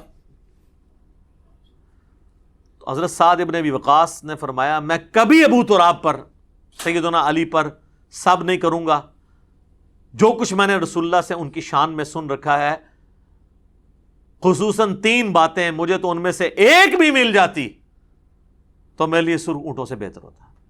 اور سعد وہ ہیں جو عشرہ مبشرہ میں سے ہیں، اور بخاری مسلم کے الفاظ ہیں، مولا علی کہتے ہیں میں نے اپنی زندگی میں صرف سعد کے لیے رسول اللہ کی زبان سے سنا ہے کہ میرے ماں باپ تیرے پہ قربان۔ یہ ماموں بھی لگتے تھے نبی اسلام کے۔ سعد ابن مالک نام ہے ان کا، اور سعد ابن ابی وقاص بھی ہے، کیونکہ ان کے والد مالک کی کنیت ابی وقاص، یہ دونوں ایک ہی صحابی کے نام ہیں۔ اندازہ کریں، جن کو رسول اللہ کہہ رہے ہیں میرے ماں باپ قربان، وہ کہہ رہے ہیں مجھے تو علی والی ایک فضیلت بھی مل جائے نا تو کیا میرے لیے سر اونٹوں سے بہتر ہے۔ اچھا، اب یہاں پہ ناسبیوں نے اور سنیوں کا دفاع کرنے والے اماموں میں سے امام نووی جو کوشش کرتے ہیں، وہ کہتے ہیں جی اصل میں تو حضرت معاویہ کے دور میں لوگ حضرت علی پہ سب و شتم کرتے تھے، ہم مانتے ہیں، تو حضرت یہ جو سعد ابن وقاص کو حضرت معاویہ نے حکم دیا تو وہ کسی اور کام کے لیے بلایا تھا، کوئی اور کام کہہ رہے تھے ان کو نا۔ تو اس کے بعد حضرت معاویہ نے پوچھا آپ کو کون سی چیز مانے ہے کہ آپ حضرت علی پہ سب نہیں کرتے؟ تو وہ کہنا یہ چاہ رہے تھے کہ باقی سب لوگ تو حضرت علی کو گالیاں نکالتے ہیں، آپ کیوں نہیں نکالتے؟ مجھے آپ حضرت علی کے کوئی فضائل سنائیں تاکہ میں ان لوگوں کو قائل کروں۔ ہائے ہائے ہائے، اوے کہانیوں اور بناؤ جیڑی کوئی سنی جائے۔ یقین کریں یہ آپ اپنے کسی 5ویں کلاس کے بچے کو بھی بتائیں گے نا، وہ بھی آپ کے اوپر ہنسے گا کہ یار آپ کے بزرگوں کا یہ علمی لیول تھا، یہ امام نووی اس طرح کی کہانیاں کروا کے گئے ہیں، باقیوں کو تو چھوڑ دیں۔ 7ویں صدی ہجری کے اندر بڑا امام ہے جس نے مسلم کی شرح لکھی اور تبویب کی، باب باندھے. اچھا بہرحال وہ ہمارا معاویہ کے بعد ہے کہ معاویہ نے حکم دیا اور سعد ابن ابی وقاص کہہ رہے ہیں کہ میں کبھی بھی یہ کام نہیں کروں گا، تو اسی کا حکم دیا تھا جو مرضی کر لیں. بہرحال ابن تیمیہ کو داد دینی چاہیے، ابن تیمیہ نے مسئلہ حل کر دیا. ابن تیمیہ نے شیعہ کے رد کے اندر منہاج السنہ لکھی ہے جو اہل حدیث دیوبندی ایون بریلوی بھی پیش کرتے ہیں، اردو ترجمہ بھی ہے اس کا، عربی بھی ہے. انہوں نے شیعہ کے جو اعتراضات نقل کیے ہیں نا ان میں اس مسلم کی حدیث کو بھی نقل کیا ہے. وہ اعتراض تو وہ اس سے خلافت کا رزلٹ نکالتے تھے نا، تو انہوں نے اس کا رد کیا، لیکن انہوں نے نا اس حدیث میں خود سے الفاظ ڈالے ہیں جس سے انہوں نے یہ بتا دیا کہ یہ واقعی یہ تھا. انہوں نے پتا کیا کہا، امر معاویہ بسب سعدا، حضرت معاویہ نے حضرت علی پہ سب کرنے کا حکم دیا. یہاں تو الفاظ تھے نا حکم دیا، سب کے الفاظ انہوں نے سب خود ایڈ کیتا ہے، فلنگ دی بلینکس. تو فابا، تو اس نے انکار کر دیا، حالانکہ یہ الفاظ مسلم میں نہیں تھے، لیکن ابن تیمیہ نے ایڈ کر کے منصف مزاج ہونے کا ثبوت دیا. ایک بار کہہ دینا پھر رحمت اللہ علیہ. ویسے تو میں عموماً کہتا ہوں امام ابن تیمیہ المتوفی 728 ہجری، اس پہ بنتا ہے کہ اللہ کی رحمت ہو، اس کی وجہ سے انہوں نے جو تھوڑی بہت ناسبیت پھیلائی ہے، زیدیت، وہ اللہ تعالیٰ معاف کر دے. یہاں پہ انہوں نے حق گوئی کا ثبوت دیا ہے. آمین. اے بولے جی پرانے انہوں نے دلی چالے تک محبت ہے. اچھا جی، تو حضرت سعد ابن وقاص کہتے ہیں میں کبھی نہیں کروں گا. 3 باتیں مجھے ایک بھی مل جاتی. سن، پہلی بات، غزوہ تبوک کے موقع پر نبی علیہ السلام نے علی کو عورتوں اور بچوں پہ چھوڑا تو رونا شروع ہو گیا. یہ پہلا اور آخری موقع تھا کہ حضور کے ساتھ جنگ میں حضرت علی شریک نہیں، ورنہ ہر جنگ میں تھے. تو حضور علیہ السلام نے ان کو تسلی دی کہ کیا تو اس پہ خوش نہیں ہے کہ تیری میرے ساتھ وہی نسبت ہے جو ہارون کی موسیٰ کے ساتھ، جس طرح حضرت موسیٰ علیہ السلام کو طور پہ کہتے ہارون کو چھوڑ گئے تھے اپنی جگہ، مگر میرے بعد کوئی نبی نہیں، نبوت والا سٹیٹس نہیں. پھر ان کا دوسری فضیلت، غزوہ خیبر کے موقع پر نبی علیہ السلام نے فرمایا کل میں اس شخص کے ہاتھ میں جھنڈا دوں گا جو اللہ اور اس کے رسول سے محبت کرتا ہے، اللہ اور اس کا رسول اس سے محبت کرتے ہیں. ہم پوری رات اس شوق میں نہیں سوئے کہ کون خوش نصیب ہوگا. صبح نبی علیہ السلام نے سیدنا علی کو یہ جھنڈا دیا. اور مسلم میں تو آگے الفاظ ہیں 6222 حدیث میں، یہ کٹھی 2 حدیثیں ہیں. اس میں الفاظ ہیں کہ حضرت ابو ہریرہ کہتے ہیں کہ حضرت عمر کہتے ہیں مجھے پوری زندگی کبھی کسی منصب کی خواہش نہیں ہوئی سوائے اس ایک موقع پر. میری خواہش تھی کہ جھنڈا مجھے ملے لیکن علی کو ملا، الحمدللہ. تو اس کے بعد کہتے ہیں کہ اس میں نا کہ شعبہ چشم تھا، حضور نے لعاب لگایا، شفا ہوئی، اللہ نے پھر فتح دے دی. اور ان کا تیسری فضیلت سن، جب نجران کے عیسائیوں کا وفد آیا تو نبی علیہ السلام نے ان پہ دلائل تمام کیے، تو اینڈ پہ اللہ تعالیٰ نے حکم نازل کیا، سورہ آل عمران آیت نمبر 61 آیت مباہلہ. تو نبی علیہ السلام نے سیدنا حسن، حسین، فاطمہ اور سیدنا علی کو لیا اور کہا اللہم ہؤلاء اہل بیتی، یہ میرے اہل بیت ہیں. تو اب یہ فضیلت تو بہت بڑی تھی. تو حالانکہ نبی علیہ السلام کی 9 بیویاں تھیں، وہ بھی اہل بیت ہیں، اور قرآن میں آیا تھا عورتوں کو لے آؤ، تو نبی علیہ السلام کسی بیوی کو بھی لا سکتے تھے، لیکن آپ حسن و حسین، سیدہ فاطمہ اور سیدنا علی کو لے کر آئے. تو مجھے ان میں سے کوئی ایک بھی فضیلت مل جاتی نا میرے لیے کافی تھی. اچھا، ویسے تو ٹیکنیکلی ابن تیمیہ نے خود ان کو جواب دیا. اسی حدیث کا ایک طریق اسی سند کے اوپر سنن نسائی الکبریٰ کے اندر موجود ہے، جہاں آپ کو ہر معاملہ کلیئر ہو جائے گا کہ یہ اسی کام کرنے کا وہ کہہ رہے تھے. کیونکہ اس طریق کے اندر آتا ہے کہ پھر ان کا بیٹا کہتا ہے کہ جب میرے باپ سعد ابن ابی وقاص نے حضرت معاویہ کو یہ باتیں سنائی نا، تو جتنے دن حضرت معاویہ مدینہ شریف رہے، رسول اللہ صلی اللہ علیہ وآلہ وسلم کے اس عظیم صحابی اور ان کے داماد سیدنا علی بن ابی طالب کے بارے میں ایک جملہ بھی تنقیص کا اپنی زبان سے نہیں نکالا. تو وہی نکالتے تھے نا. ٹھیک ہے. اور ایک طریق اس کا سپورٹیو ابن ماجہ میں بھی ہے، اس میں الفاظ ہیں کہ ایک چوتھی فضیلت بھی بتائی، من کنت مولا فہذا علی مولا. اور اس میں الفاظ ہیں سعد غصے میں آئے اور کہا تو اس کے بارے میں بات کرتا ہے جس کے بارے میں یہ فضیلتیں. تو غصہ انہی پہ تو کر رہے تھے. اگر وہ فضائل سننا چاہ رہے تھے، آپ آئے نا ہم سے آ کے فضائل سنیں نا، کہ حضرت علی کے کو فضائل سنائیں، ہم آپ کو کھانا بھی کھلائیں گے، غصہ تو نہیں آپ پہ کریں گے. غصہ ہم جن پہ کرتے ہیں انہی پہ کرتے ہیں، آپ کو پتہ ہے. تو کوئی بات کرنے والی کریں.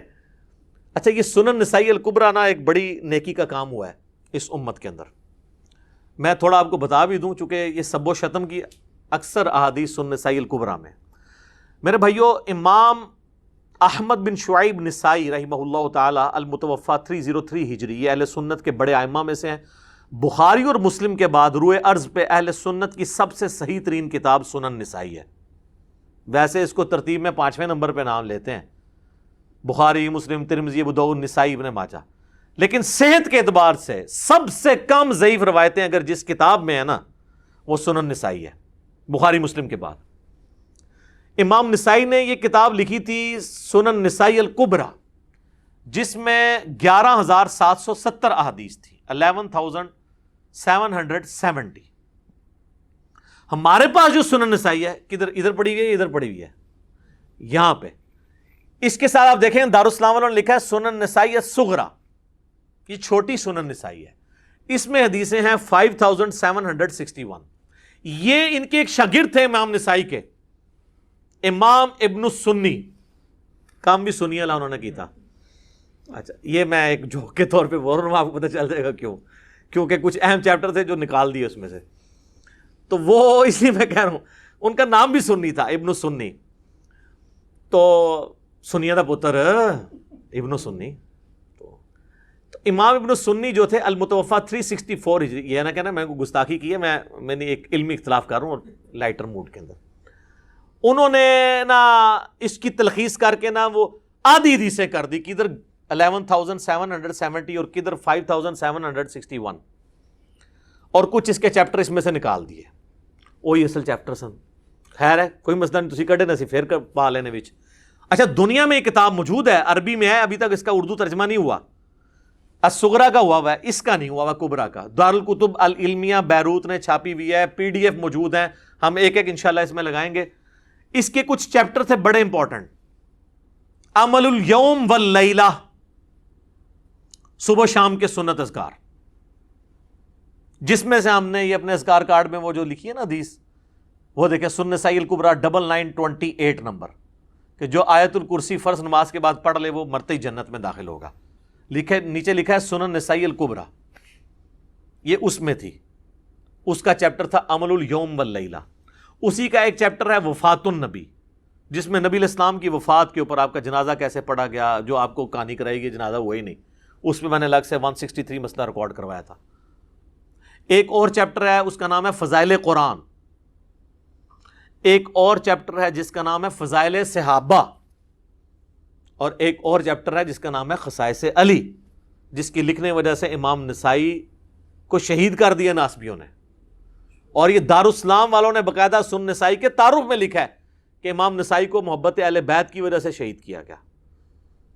وہ جب شام گئے انہوں نے خصائص علی، انہوں نے کہا کہ شامی لوگ حضرت علی کو برا کہتے ہیں، تو انہوں نے حضرت علی کے فضائل بیان کیے. وہ تو یہی سمجھ رہے تھے ہماری طرح کہ اہل حدیث کو آپ قرآن و حدیث سے بتائیں گے تو مان لیں گے. انہوں نے 194 حدیثیں جمع کی، وہاں پہ درس شروع کیا. انہوں نے کہا یہ کون ہے بھائی علی، کیڑا علی؟ انہوں نے کہا بھائی علی علی ہے. انہوں نے کہا بھائی جی کو میرے شام دی کو فضیلت بیان کرو. انہوں نے کہا میرے شام کی تو فضیلت میں کوئی چیز نہیں ہے، وہ برابر چھوٹ بھی جائیں تو بڑی بات ہے. ان کا کوئی تو ہے. انہوں نے کہا ہاں ایک ہے، پھر آپ سن نہیں سکو گے. انہوں نے مسلم کی حدیث سنا دی کہ خدا اس کا پیٹ نہ بھرے. وہ ان پہ ٹوٹ پڑے اور ان کو شہید کر دیا. تو یہ ایک علیحدہ سے ایک ٹاپک ہے. تو اس پہ آپ نے ڈیٹیل سننی ہے تو میرا یوٹیوب پہ کلپ ہے حضرت معاویہ رضی اللہ تعالیٰ عنہ کاتب وحی. تو اس میں میں نے بتایا تھا کہ یہ کاتب وحی والی روایت بھی آدھی بتاتے ہیں دلائل النبوہ سے. اس پمفلٹ میں نے خیر وہ ساری لکھی ہوئی ہیں. تو امام نسائی کو، اچھا امام نسائی بھی کہا جاتا ہے، زبر سے بھی پڑھا جاتا ہے، دونوں درست ہیں. عموماً امام نسائی کہا جاتا ہے. تو امام نسائی نے یہ چیپٹر لکھا، اس میں خصائص علی بھی تھا. اب یہ ایک ایک کر کے چیپٹر اردو میں آنا شروع ہو گئے ہیں. ہمارے پاس یہ الحمدللہ موجود ہیں سافٹ کاپی. تو خصائص علی کی آپ کو ahlsunnatpak.com پہ مل جائے گی. یہ خصائص علی، یہ سنن نسائی الکبریٰ کا چیپٹر ہے خصائص علی. اس میں سب و شتم والی روایتیں موجود ہیں جو ہم نے پمفلٹ میں سنن نسائی الکبریٰ کے حوالے سے ڈالی ہوئی ہیں. دونوں کے نمبر انشاءاللہ ڈال دیں گے. اور یہ فضائل صحابہ چیپٹر جس میں حضرت ابوبکر، عمر، عثمان و علی اور عشرہ مبشرہ کے فضائل ہیں، اس میں بھی سب و شتم والی روایتیں موجود ہیں. یہ بھی، اور یہ دیکھیں مزے کی بات ہے، ان دونوں کی تحکیم اس بندے نے کی ہے جو شاگرد تو شیخ زبیلی زئی رحمہ اللہ تعالیٰ کا ہے، لیکن اس وقت ناسبیت کا جھنڈا اٹھایا ہوا اس نے، لیکن تحکیم تو ہوئی ہوئی ہے، ہم تو اسی کی تحکیم دکھا رہے ہیں کہ بھی خود دیکھ لو، ناسبیوں کے لیے بھی دلیل بن جائے گا۔ تو یہ 2 چیپٹر ہیں جی، اس میں وہ روایتیں ساری موجود ہیں، اور یہ دونوں چیپٹر اسی سنن نسائی الکبریٰ کے ہیں۔ تو یہ چیپٹر سنن نسائی الکبریٰ سے جو بندہ نکال دے اسے سنیت کا سرٹیفکیٹ دینا چاہیے نا، کیونکہ اس نے سنیت کی بڑی خدمت کی ہے نا، یعنی وہ جو صدیوں سے پردہ ڈالا جا رہا تھا، تو اس لیے میرے وہ جملہ جو میں نے بولا تھا نا کہ نام سے ابن سنی اور کام بھی سنی لگی تھا، کڈے تھے اے چیپٹر کڈے، خصائص علی اور فضائل صحابہ، اور فضائل صحابہ میں خلفاء راشدین کے بھی فضائل تھے، اشرا مبشرہ کے فضائل تھے، لیکن وہ جو اشرا مبشرہ والے سارے فضائل ہیں نا، اس میں سب و شتم والی روایتیں بھی گندی ہوئی تھیں، انہیں کہ پوری سائڈ تے کر دو، واللہ عالم، ہو سکتا ہے میری بدگمانی ہو، لیکن قرائن ہمیں یہ بتاتے ہیں کہ امت کے وسیع تر مفاد میں بڑے بڑے بزرگوں نے اس طرح کے بہت بڑے بڑے کام کیے ہیں۔ وہ آج آپ کو کچھ میں روایتیں بتاؤں گا کہ وہ کیا کیا کام کیے ہیں۔ سنن نسائی الکبریٰ کا تعارف ہو گیا، اب اسی میں سے ایک اور روایت سنیں۔ ایک تابعی کہتے ہیں میں سعد ابن ابی وقاص کو ملنے گیا تو وہ ہم سے پوچھنے لگے کہ میں نے سنا ہے کہ تم سیدنا علی کو گالیاں دیتے ہو۔ میں نے عرض کیا کیا واقعی آپ نے ہمارے متعلق ایسی بات سنی ہے؟ تو انہوں نے فرمایا ہاں ایسا ہی ہے، شاید تم نے بھی ان کو گالی دی ہو۔ میں نے عرض کیا اللہ کی پناہ کہ ہم کبھی کوئی ایسی حرکت کریں۔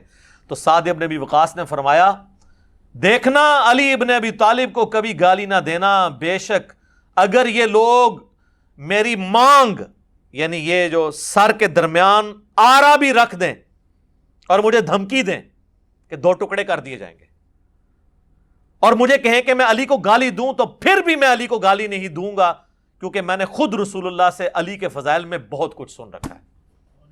اچھا یہ کون تھے؟ وہ کوئی ایرانی فنڈیڈ لوگ تھے جو حضرت سعد کو کہتے تھے کہ علی کو گالیاں دو؟ کوئی سعودی ریال آتے تھے ان کو؟ بنو امیہ تھے؟ اچھا المستدرک للحاکم میں ایک حدیث ہے،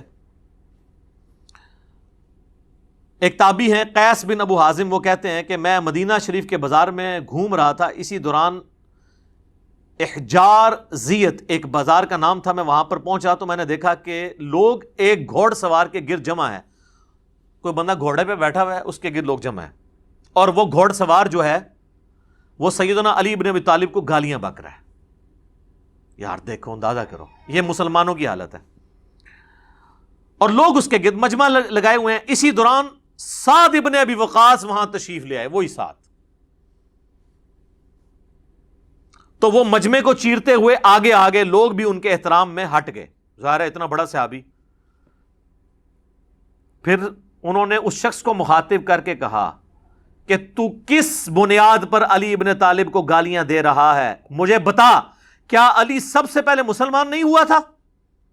کیا سب سے پہلا شخص جس نے رسول اللہ کے ساتھ نماز پڑھی وہ علی نہیں تھا؟ کیا دنیا سے سب سے زیادہ بے رغبتی رکھنے والا شخص علی نہیں تھا؟ کیا سب سے بڑھ کر علم رکھنے والا شخص علی نہیں تھا؟ پھر سعد ابن ابی وقاص مزید فضائل ذکر کرتے رہے، حتیٰ کہ فرمایا کہ کیا علی رسول اللہ کی صاحبزادی کے رشتے سے آپ کا داماد نہیں تھا؟ کیا رسول اللہ کے غزوات میں علی آپ کے جھنڈے کو تھام کر سب سے آگے نہیں ہوتا تھا؟ اس میں سے کوئی ایک فضیلت بھی کسی اور بندے کو حاصل ہے اس لیول کی؟ داماد حضرت عثمان ہیں لیکن نسل نہیں چلی، اہل بیت جو ہیں وہ اولاد علی ہے۔ پھر حضرت سعد نے اپنا منہ قبلے کی طرف کیا اور دونوں ہاتھ اٹھا کر کہا اے اللہ، یہ شخص تیرے ولیوں میں سے ایک ولی کو گالیاں بک رہا ہے، اس ہجوم کے منتشر ہونے سے پہلے اپنی قدرت کا مظاہرہ دکھا۔ سیدنا قیس بن ابو حازم کہتے ہیں ہم ابھی منتشر بھی نہ ہوئے تھے کہ اس گستاخ کی سواری نے اس کی سواری زمین میں دسنے لگی، تو اس سواری نے اس کو زمین پر پٹخ دیا، اس کی کھوپڑی ایک پتھر پر جا کر لگی اور وہیں پر اس کا بھیجا باہر نکل آیا اور وہ مر گیا۔ اذانیں شروع ہو چکی ہیں انشاءاللہ، بقیہ کی احادیث اذانوں کے وقفے کے بعد صلی اللہ علیہ وسلم۔ ہاں جناب، اگلی حدیث سنن نبی داؤد سے ہے، انٹرنیشنل نمبر ہے اس کا 4648۔ یہ وہ عشرہ مبشرہ والی حدیث، 10 جنتی صحابہ ایک مجلس میں۔ اب دیکھیں یہ حدیث بھی یہ لوگ پوری نہیں بیان کر سکتے، جو میں آپ سے کہہ رہا تھا نا کہ وہ یعنی پردہ ڈالا جاتا ہے، تو اس میں بھی آپ دیکھیں امام ابو داؤد نے ان لوگوں کے نام چھپا لیے ہیں جو بیچ میں تھے اور فلاں فلاں کر کے بات کی ہے۔ الفاظ دیکھیں، عبداللہ بن ظالم تابعی بیان کرتے ہیں کہ جب فلاں شخص کوفے میں آیا تو اس نے فلاں شخص کو خطیب مقرر کیا۔ یار وہ جو آئے ہیں کوئی بندے کا نام ہی ہوئے گا نا، ٹھیک ہے۔ وہ پھر سنن نسائی الکبریٰ کا جو چیپٹر ہے اس میں آپ کو کھلے گا، جو چیپٹر امام ابن السنی نے نکالا تھا۔ پتہ چلا وہ کیوں نکالا تھا چیپٹر؟ تاکہ یہ فلاں فلاں والا بھی معاملہ اب، لیکن امام نسائی کا یہ چیپٹر تو آ چکا ہے نا جی، عربی میں تو پہلے سے تھا۔ یہ دونوں سسپینس ہیں، یہ فلاں فلاں کون تھا وہ اگلی روایت میں، ابھی آپ مزہ لیں اس کا۔ وہ کہتے ہیں جب فلاں شخص آیا تو پھر سیدنا سعید ابن زید نے میرا ہاتھ پکڑا، حضرت عمر کا بہنوئی۔ اس ظالم کو دیکھ رہے ہو؟ کس کو ظالم کہہ رہے ہیں؟ جو حضرت علی پہ سب و شتم کر رہا ہے، ٹھیک ہے۔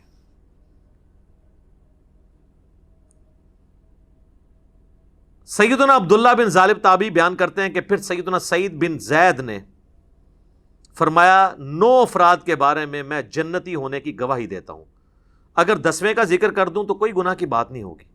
میں نے پوچھا وہ کون ہے؟ تو انہوں نے فرمایا کہ رسول اللہ صلی اللہ علیہ وآلہ وسلم کوہ ہیرا پر کھڑے ہو کر فرمانے لگے، اے ہیرا پہاڑ تھم جا، تجھ پر اس وقت نبی یا صدیق یا شہید تو موجود ہیں۔ پھر میں نے پوچھا وہ 9 افراد کون ہیں؟ تو سعید ابن زید نے کہا کہ رسول اللہ صلی اللہ علیہ وآلہ وسلم، ابو بکر، عمر، عثمان، علی، طلحہ، زبیر، سعد ابن ابی وقاص، عبد الرحمن بن عوف، یہ کل 9 ہوئے۔ اس میں حضرت ابو عبیدہ ابن جرح کا نام نہیں ہے۔ ابو عبیدہ ابن جرح کا نام جو ہے نا وہ ترمذی والی حدیث ہے 3747 عبد الرحمن بن عوف سے، اس میں ہے۔ اور ایک دوسرا شخص جو 10واں ہے وہ بھی جنت میں۔ تو ان کا یہ وہ 10واں کون ہے؟ تو پہلے تو انہوں نے کوشش کی کہ نہ بتایا جائے، ان کا 10واں میں ہوں، سعید ابن زید۔ اچھا جی، یہی حدیث جب آئی ہے نا سنن نسائی الکبریٰ میں، جس میں امام داؤد نے لکھا فلاں شخص فلاں کو ملنے ادھر آیا تو اس نے فلاں کو کھڑا کیا، اب سنیں وہ کیا کہتے ہیں۔ سیم سند ہے۔ عبداللہ بن ظالم تابعی رحمہ اللہ بیان کرتے ہیں کہ جب حضرت معاویہ بن ابی سفیان کوفے میں آئے تو حضرت مغیرہ ابن شعبہ نے کچھ خطیب مقرر کیے، یہ دونوں فلاں فلاں نام آگے، جو کہ سیدنا علی پر زبان درازی کر رہے تھے۔ الفاظ یتناولون، حضرت علی کے عیب بیان کرنے لگے۔ چنانچہ سعید ابن زید نے میرا ہاتھ پکڑا اور فرمایا اس ظالم کو دیکھتے ہو، یہ ایک جنتی شخص پر لعنت کروا رہا ہے۔ کون؟ یا مغیرہ ابن شعبہ کو انہوں نے کہا یا حضرت معاویہ کو۔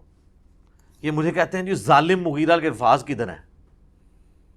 وہ تو میں بتاؤں گا کہ وہ 6 دفعہ انہوں نے کہا اوئے مغیرہ، اوئے مغیرہ، کیونکہ اس حدیث میں الفاظ ہیں کہ انہوں نے اوئے مغیرہ کو 3 دفعہ ریپیٹ کیا، تو 6 ہو گیا نا۔ تو میں رجوع کرتا ہوں، میں نے پچھلی دفعہ کہا تھا 3 دفعہ کہا، انہوں نے 6 دفعہ کہا۔ میں بھی رجوع کرتا ہوں چیزوں پہ، ٹھیک ہے جی، وہ آگے آئے گی حدیث۔ تو ایک جنتی شخص پر لعنت کرواتا ہے؟ پھر انہوں نے 9 افراد کے بارے میں گواہی دی، پھر وہی والی حدیث ریپیٹ ہو جاتی ہے کہ وہ کون سے جنتی ہیں، 10ویں خود۔ سنن نسائی الکبریٰ میں ایک اور حدیث ہے اسی فضائل صحابہ والے چیپٹر میں، یہی تابعی کہتے ہیں کہ میں سعید ابن زید کے پاس آیا تو میں نے عرض کی کہ کیا آپ اس ظالم شخص پہ تعجب نہیں کرتے کہ جس نے سیدنا علی پر سب و شتم کرنے کے لیے خطیب مقرر کیے ہوئے ہیں؟ یہاں پہ سب کا لفظ نہیں ہے، یشتمون علی، تو شتم کا لفظ تو ہوتا ہی گالی کے لیے ہے، تنقید کے لیے نہیں، وہ کہتے ہیں سب کا لفظ یہ ہے، اس میں الفاظ ہے۔ تو انہوں نے فرمایا کیا وہ ایسا کرتا ہے واقعی؟ جبکہ میں گواہی دیتا ہوں کہ 9 افراد جنت میں ہیں۔ پھر انہوں نے وہی حدیث سنائی عشرہ مبشرہ والی، اور 10واں پھر اپنا ذکر کیا۔ اب یہ حدیث صحیح ابن حبان میں، مسند احمد اور کئی کتابوں میں موجود ہے۔ اب آ جائیں ایک اور حدیث جو سنن ابی داؤد کے اندر موجود ہے۔ سنن ابی داؤد سے عشرہ مبشرہ والی حدیث ہی نہیں بیان کر سکتے، 4650۔ ایک تابعی ہیں، وہ کہتے ہیں کہ میں فلاں شخص کے پاس کوفے کی مسجد میں بیٹھا ہوا تھا اور اہل کوفہ بھی موجود تھے۔ پھر امام داؤد نے فلاں لکھ دیا، فلاں دا کوئی نام ہی ہوئے گا، کوفے کی مسجد میں، بڑی جامع مسجد میں بیٹھا ہوا تھا. وہ فلاں کون تھا؟ وہ حضرت مغیرہ ابن شعبہ تھے. امام احمد بن حنبل نے یہ حدیث نقل کر کے ان کا نام بھی لکھ دیا. امام ابو داؤد کو شرم آئی کہ میں فلاں کر کے نام تو چھپا رہا ہوں. ظاہر ہے انسان کا ضمیر تو ملامت کرتا ہے، سچائی تو پھر کھٹکتی ہے. آپ حیران ہوں گے اس حدیث کے بعد نا امام ابو داؤد نے ایک حدیث لی ہے، اس میں تو انہوں نے فلاں لکھ دیا، دونوں حدیثوں میں فلاں فلاں کر کے نا فلاں کو بچا لیا. پھر اس کے بعد اچانک ایک حدیث لے کے آتے ہیں جس کا اس پورے چیپٹر سے خلافت کے کوئی تعلق نہیں ہے. اور وہ حدیث یہ لے کے آتے ہیں کہ جب سہیل ابن عمرو صلح حدیبیہ کے موقع پر حضور علیہ السلام سے معاہدہ کرنے آیا تو وہ بار بار حضور کی داڑھی کی طرف ہاتھ بڑھاتا تھا. بعض لوگوں کو عادت ہوتی ہے نا داڑھی کو ہاتھ لگا کے بات کرنا یا ٹھوڑی کو. تو کہتے ہیں ایک شخص وہاں کھڑا تھا جس نے اپنے تلوار کی جو ہاتھ والی سائڈ ہے نا جہاں سے دستی اس کو پکڑا جاتا تو وہ اس کے ہاتھ پہ اس نے ماری. اس نے کہا اپنے جو ہے نا ہاتھ رسول اللہ کی داڑھی سے پیچھے کر. تو وہ کہتے ہیں وہ شخص حضرت مغیرہ ابن شعبہ تھے. اس حدیث کا خلافت کے چیپٹر کے ساتھ کوئی تعلق ہے؟ وہ اصل یہ بتانا چاہ رہے تھے کہ یہ جو فلاں شخص ہے نا وہ مغیرہ ابن شعبہ ہے اور وہ صحابی ہے اور صلح حدیبیہ کا صحابی ہے. پھر وہ حدیث لے کے آتے ہیں، مسلم شریف میں بھی حدیث ہے کہ نبی علیہ السلام نے فرمایا کہ جنہوں نے درخت کے نیچے میرے ہاتھ پہ بیعت کی ہے میں اللہ سے امید کرتا ہوں ان کو آگ نہیں چھوئے گی. صلح حدیبیہ والے. یہ مسئلہ ہم آگ کا جہنم یا جنت نہیں کسی کی طے کر رہے ہیں، ہم تو یہ کہہ رہے ہیں کہ کس کے ایٹیچیوڈ کی خمیازہ آج ہم بھگت رہے ہیں. آج اگر ہمارے پاس طاقت ہو ہم ان کو دوبارہ دنیا میں لیں ہیں اور ان کہیں کہ حضرت دیکھیں آپ لوگوں کی وجہ سے اس وقت امت کی کیا حالت ہوئی ہے، تو وہ بھی اپنے اس عمل کے اوپر پچھتائیں، چاہے وہ حضرت معاویہ رضی اللہ تعالیٰ عنہ ہوں، عمر بن عاص ہوں یا مغیرہ ابن شعبہ ہوں رضی اللہ عنہم اجمعین. تو وہ کہتے ہیں فلاں شخص کے پاس آ کے میں بیٹھ گیا تو اتنے میں سعید ابن زید وہی حضرت عمر کے بنوئی وہاں پہنچے. تو اس فلاں شخص نے ان کو اپنے پاس تخت پہ بٹھا لیا. اس وقت آپ مسجدوں میں تخت لگے ہوتے تھے کیونکہ گورنر وہیں بیٹھتے تھے، ایک پورا ایک سلسلہ تھا، مسجد ہی آفس ہوتی تھی. ان کا استقبال کیا. اتنے میں ایک شخص جس کا نام قیس بن علقمہ تھا وہاں پر آیا تو حضرت مغیرہ ابن شعبہ، یعنی یہاں تو انہوں نے لکھا فلاں نے اس کا بڑا استقبال کیا اور اس نے مسلسل گالی گلوچ شروع کر دی. جس نے یہاں بھی ہو گئی، بوڑھوں کو عادت ہوتی ہے نا، وہ جو ساتھ بیٹھے ہوتے ہیں ان کو پتا ہوتا ہے کہ کس کو گالیاں نکال رہا ہے. نیا بندہ پوچھتا ہے کیوں لگے آئے، چاہے وہ کبھی حکمران کو نکال رہا ہو کسی مولوی کو، تو ساتھ کے لوگ تو جانتے ہیں. تو اس نے صرف سیدھی گالیاں نکالی، فلانا یہ اس پہ لعنت، یہ نام لیے بغیر. تو حضرت سعید ابن زید نے کہا یہ کس کو گالیاں نکال رہا ہے؟ تو انہوں نے کہا یہ علی ابن ابی طالب کو نکال رہا ہے. یہ فلاں نے جب کہا، فلاں کون؟ مغیرہ ابن شعبہ، مسند احمد میں آ جائے گا آگے. اللہ اکبر. اب ادھر تو فلاں ختم نہیں ہو سکتا تھا نا، یہاں پہ الفاظ ہیں. سعید ابن زید نے فرمایا میں دیکھ رہا ہوں کہ تمہارے سامنے اصحاب رسول کو گالیاں دی جاتی ہیں اور تم اس کو نہ تو برا سمجھتے ہو نہ ان لوگوں کو روک رہے ہو، حالانکہ میں نے خود رسول اللہ سے یہ بات سنی تھی اور میں اس بات سے ڈرتا ہوں کہ میں کوئی ایسی بات رسول اللہ کی طرف منسوب کروں جو آپ نے نہ فرمائی ہو اور قیامت والے دن رسول اللہ مجھ سے پوچھ لیں کہ تو نے مجھ پہ جھوٹ کیوں باندھا تھا. وہ کہہ رہے ہیں میں تو ڈرتا ہوں، میں نے خود رسول اللہ سے یہ سنا تھا کہ ابو بکر جنت میں ہے، عمر جنت میں ہے، عثمان جنت میں ہے، علی جنت میں ہے، طلحہ جنت میں ہے، زبیر جنت میں ہے، سعد ابن ابی وقاص جنت میں ہے، عبد الرحمن بن عوف بھی جنت ہے، اور میں 10ویں کا نام بھی بتا سکتا ہوں. پھر حضرت سعید ابن زید خاموش ہو گئے. مسجد میں آوازیں بلند ہونا شروع ہو گئیں کہ وہ 10واں شخص کون ہے. تو انہوں نے فرمایا وہ 10واں شخص میں ہوں، سعید ابن زید. اللہ. پھر فرمایا تم سب سن لو، رسول اللہ کی معیت میں کسی صحابی کا چہرہ غبار آلود ہونا تم میں سے کسی کے سارے عمر کے نیک اعمال کرنے سے بہتر ہے، خواہ اسے سیدنا نوح علیہ السلام جتنی عمر ہی کیوں نہ دے دی جائے.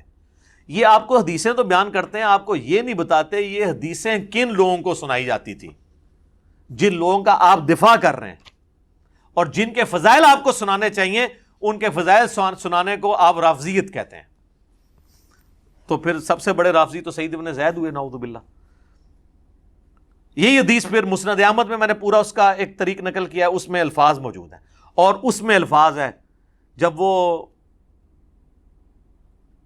گالیاں دیتا ہے نا وہ قیس بن علقمہ، تو حضرت سعید ابن زید غصے میں کہتے ہیں اوئے مغیرہ، اوئے مغیرہ، اور حدیث کے الفاظ ہیں وہ 3 دفعہ کہتے ہیں، یعنی 6 ہو گئے. تو کہتے ہیں یہ کہاں؟ وہ کہتے ہیں جی صحابی سے اس طریقے سے تو نہیں بات کر سکتا تھا. یار حضرت علی پہ لعنت ہو رہی ہو تو یہ کہا جائے گا کہ پیارے مغیرہ بھائی جان یہ کیا کر رہے ہیں آپ؟ آگ ہی لگے گی نا ایک سابقون الاولون میں سے سعید ابن زید کو. ٹھیک ہے، اللہ اکبر. پھر انہوں نے پوری وہ حدیث بیان کر دی. ایک اور حدیث سنن نسائی الکبریٰ کے اندر ہے، وہی فضائل صحابہ والے چیپٹر میں. اس میں تو واضح الفاظ ہیں کہ وہی تابعی عبداللہ کہتے ہیں کہ حضرت مغیرہ نے خطبہ دیا اور اس میں سیدنا علی کو سب و شتم کا نشانہ بنایا، تو اس پہ سعید ابن زید نے فرمایا میں گواہی دیتا ہوں کہ میں نے رسول اللہ سے خود سنا تھا، اے ہیرا پہاڑ تھم جا، تجھ پر اس وقت نبی، صدیق اور شہید ہی تو ہیں. پھر نبی علیہ السلام نے فرمایا ابو بکر، عمر، عثمان، علی، طلحہ، زبیر، سعد ابن ابی وقاص، عبد الرحمن بن عوف اور سعید ابن زید سب جنت میں ہیں. عشرہ مبشرہ کی رٹ لگائی ہوتی ہے اہل سنت کے ہاں، یہ عشرۃ مبشرۃ حدیث بھی نہیں 10 جنتی صحابہ کی بیان کر سکتے، آدھی بیان کرتے ہیں. ایک اور حدیث سنن نسائی الکبریٰ کے اندر یہی تابعی کہتے ہیں کہ میں سعید ابن زید کے سامنے بیٹھا تھا تو وہ فرمانے لگے ہمارے حکمران ہمیں حکم دیتے ہیں کہ ہم اپنے بھائیوں پر لعنت کریں. الفاظ ہیں نلعن اخواننا، یہ کہتے ہیں سب کا مطلب تنقید ہے، اس میں لعنت کے الفاظ ہیں.